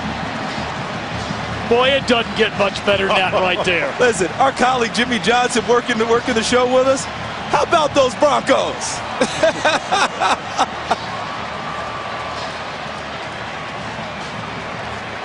Unbelievable. Absolutely unbelievable. A 4th and 18. Charles, you said no trickery, no razzle-dazzle. Until now. But the old cliche about, desperate times and desperate measures. Desperate measures. 4th and 18, and Chris Peterson says that's how we do it on the blue field in Boise every day during practice. We don't care if it's blue, green, wherever. This team has never flinched. Nope. All right, line drive kick. This will be the final play of regulation. And boys and girls, we are on our way to overtime in the Tostitos Fiesta Bowl. 78 yards, 5 plays, a 4th and 18. They score in 55 seconds. Welcome to the BCS Bull Bash on Fox. And that's against a good defense. All right, overtime rules. Each team given one possession from the opposition's 25. The leader after those possessions, it's not a sudden death here, each team gets a shot, is the winner. If the teams are tied, the process takes place and do it all over again until one team leads at the end of possessions. Make sure you understand that now. And after the second OT, teams must attempt a two-point conversion. Right, and the kicking game goes out of it at that point. One other thing to keep in mind, you can score on defense. So if you are on defense first, most teams when they win the toss, they choose to go on defense so they know what they have to match as you go along. But if you score on defense first, that's game over because you don't need an offensive possession then.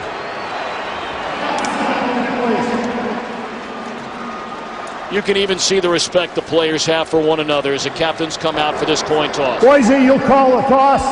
The winner of the toss has the option to go on offense, defense, or one end of the field. We'll play that inning at the same end. Your choice? Tails. That's the blue side. It's come up tails. Boise, you've won the toss. You'll play defense first.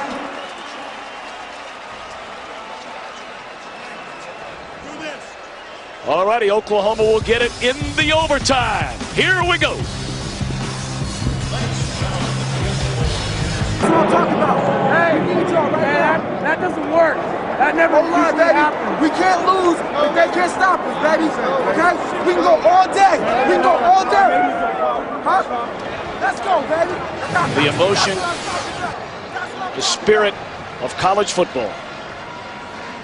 Let's see who can rally now. They've banged heads. They've gone at it. We've seen about everything. Now you come down to overtime. Yeah, the tough one for Oklahoma is they thought this thing was over. Yep. They thought it was done. Now they have to come back and continue to battle with a team that they thought they had finally put away. And Boise State says, we're not going anywhere. Adrian Peterson in the backfield. Overtime is underway, and Peterson with the football. Off to the left side. Down the sideline. Leaks, did he get in or step out of bounds? Touchdown, Adrian Peterson. That did not take long.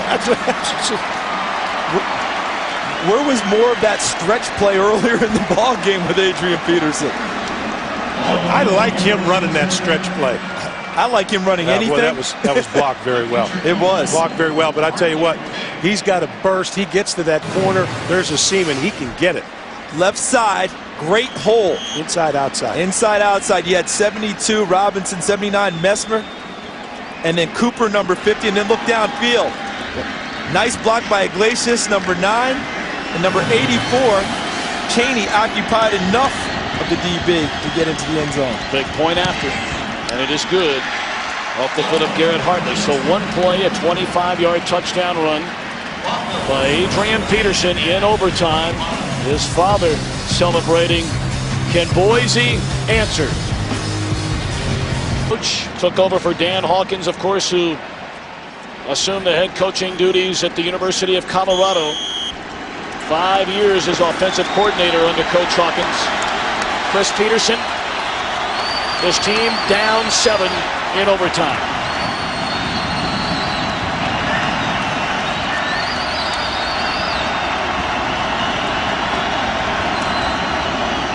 Vinny Peretta thought about throwing the football. He gets back to the line of scrimmage.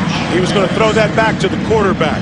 He showed it, you have to tuck that ball, give a good run fake first. Well defended by Oklahoma. They recognized it. And the throw back to the quarterback, I don't think was going to end the sequence. I think it was going to come back to Zabransky, who was going to throw it back downfield. Ian Johnson standing on the sideline. 2nd down and 10.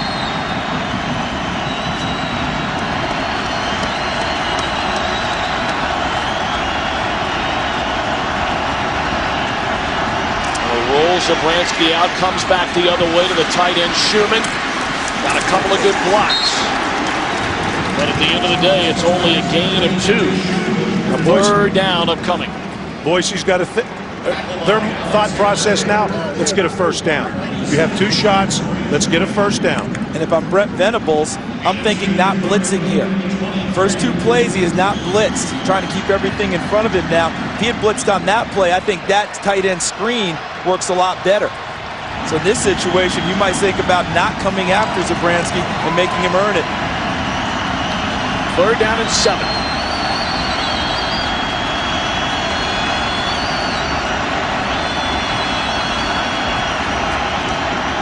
Short drop, Zabransky to Schumann, and he bangs his way inside the 15, good enough for a first down. Ran right into Zach Latimer. Yeah, I love what Derek Schumann gives them as the tight end. There he is, number 91. He's going to come right into this zone in the middle and find the dead zone and then turn his shoulders. And, Coach, you talked earlier about being shoulder to shoulder, not turning so the guy can't split you. Schumann, the tight end, split the defenders that time for the first down. It's a well-designed play. Clear the zone out, bring him underneath. Ball at the 13-yard line. First down, Boise State trailing by 7 in the first overtime. Hand off to Peretta. He should be down back there unless his knee did not hit. I saw the referee coming in. I thought he was coming in to mark him down when he slid, taking the handoff. No, they haven't been quote-unquote cute the entire game until now, this overtime. And the last play of the game, it carries over into overtime. We're seeing the whole playbook emptied by Boise State. See, I thought Peretta's knee had gone down on the handoff, and no one's challenging it, so it must not have.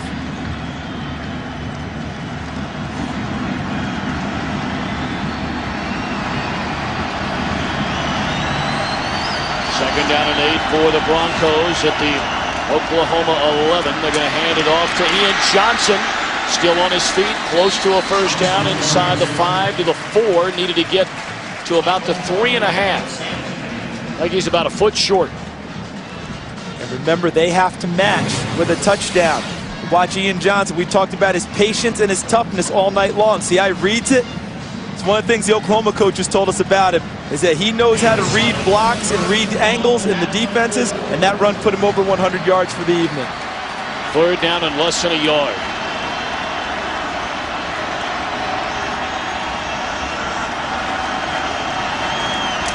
Johnson denied the first down. Is the ball loose or was his knee down? I think they're saying he was down. They are saying, I believe he was down at the 5.5, 6-yard line. Ball being marked. Now we bring up a 4th down. Let's take a look at the play as Ian Johnson tries to run it inside. There's the initial hit as he's knocked back and he's stumbling, going. Ball came out before he went down. I think his knee was down. You thought it was down back there? I think his knee's down first. Let's take a look. Look, right look, here. Look, right there. Good call, Coach. Yep. All right, here we go again. Now a timeout is called by Boise State. Much like the 4th and 18 in regulation. Down to 1 play. They got the touchdown on the razzle-dazzle. Now it's 4th and 2 in overtime. Well, the Bowl Bash on Fox continues tomorrow night. Louisville and Wake Forest. What great seasons they've had. Surprise seasons.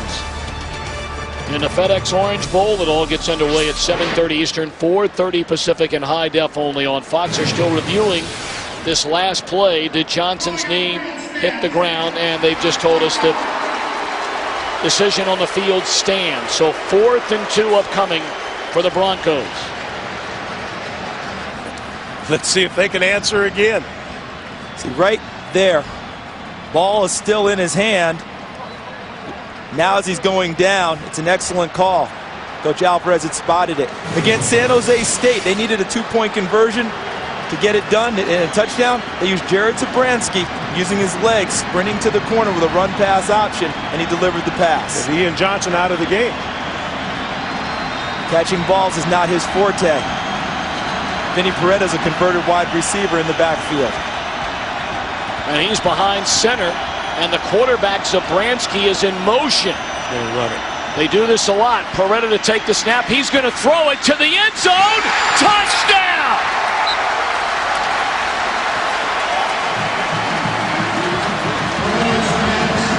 They're going to go for two, guys. I'm telling you. They are tired. Listen, when you're Cinderella, at a certain point, you don't keep slugging with the big guy. They're going to try and win the football game right now. That's what I'm telling you. Yep. Well, you know Oklahoma will spend a timeout. This is the touchdown. Well, you talk about guts as a play call. I'm telling you. Run pass option. Well, was Vinny Peretta doing it this time? Well, you see Peretta. That's I'm thinking as a defensive player, I see Peretta there. What's he done? Well, here we go, fellas. What are you going to do now? Going for the win. Zabransky, flood right. Ball's near the left hash. Flood right. Going to get a timeout by Oklahoma. All right, now do you change your mind if you're Chris Peterson and send out the extra point? He has a play he wants to call. He has the play. Oklahoma doesn't know what they're going to line up in offensively because they're going to shift anyhow. They showed that they have three wides, but where were they going to end up? They're going to give you some type of shift. They have the play call. That was almost basketball where you show something, call timeout because you've seen something, and you come back with something different. Fellas, you know what everybody across the country that's watching right now is saying. It's calls like this, it's effort like this, guts like this, which screams for a playoff in Division 1A football. Why not give Boise State the shot at Ohio State, the shot at Florida? This game tonight will further the cries of the underdogs of the world wanting a national championship playoff format. And you know something else, Tom? The counter to that would be the president saying, is this one outstanding football game or not? What more do we need? Well, they're also presidents of Division I AA schools and Division II and Division III. Hey, those presidents vote to have a playoff. I'm not arguing that point, but they're not running this game. Boise State had their shot at Oklahoma, and they're giving them a heck of a shot. Guys, I still don't need to worry about anything else right now. Let's take a look at this. Zabransky, I still think him with some type of run pass option going to the right. Boise State for the win. They hand it off to Johnson. Boise State has won the Tostitos Fiesta Bowl. Can you believe it?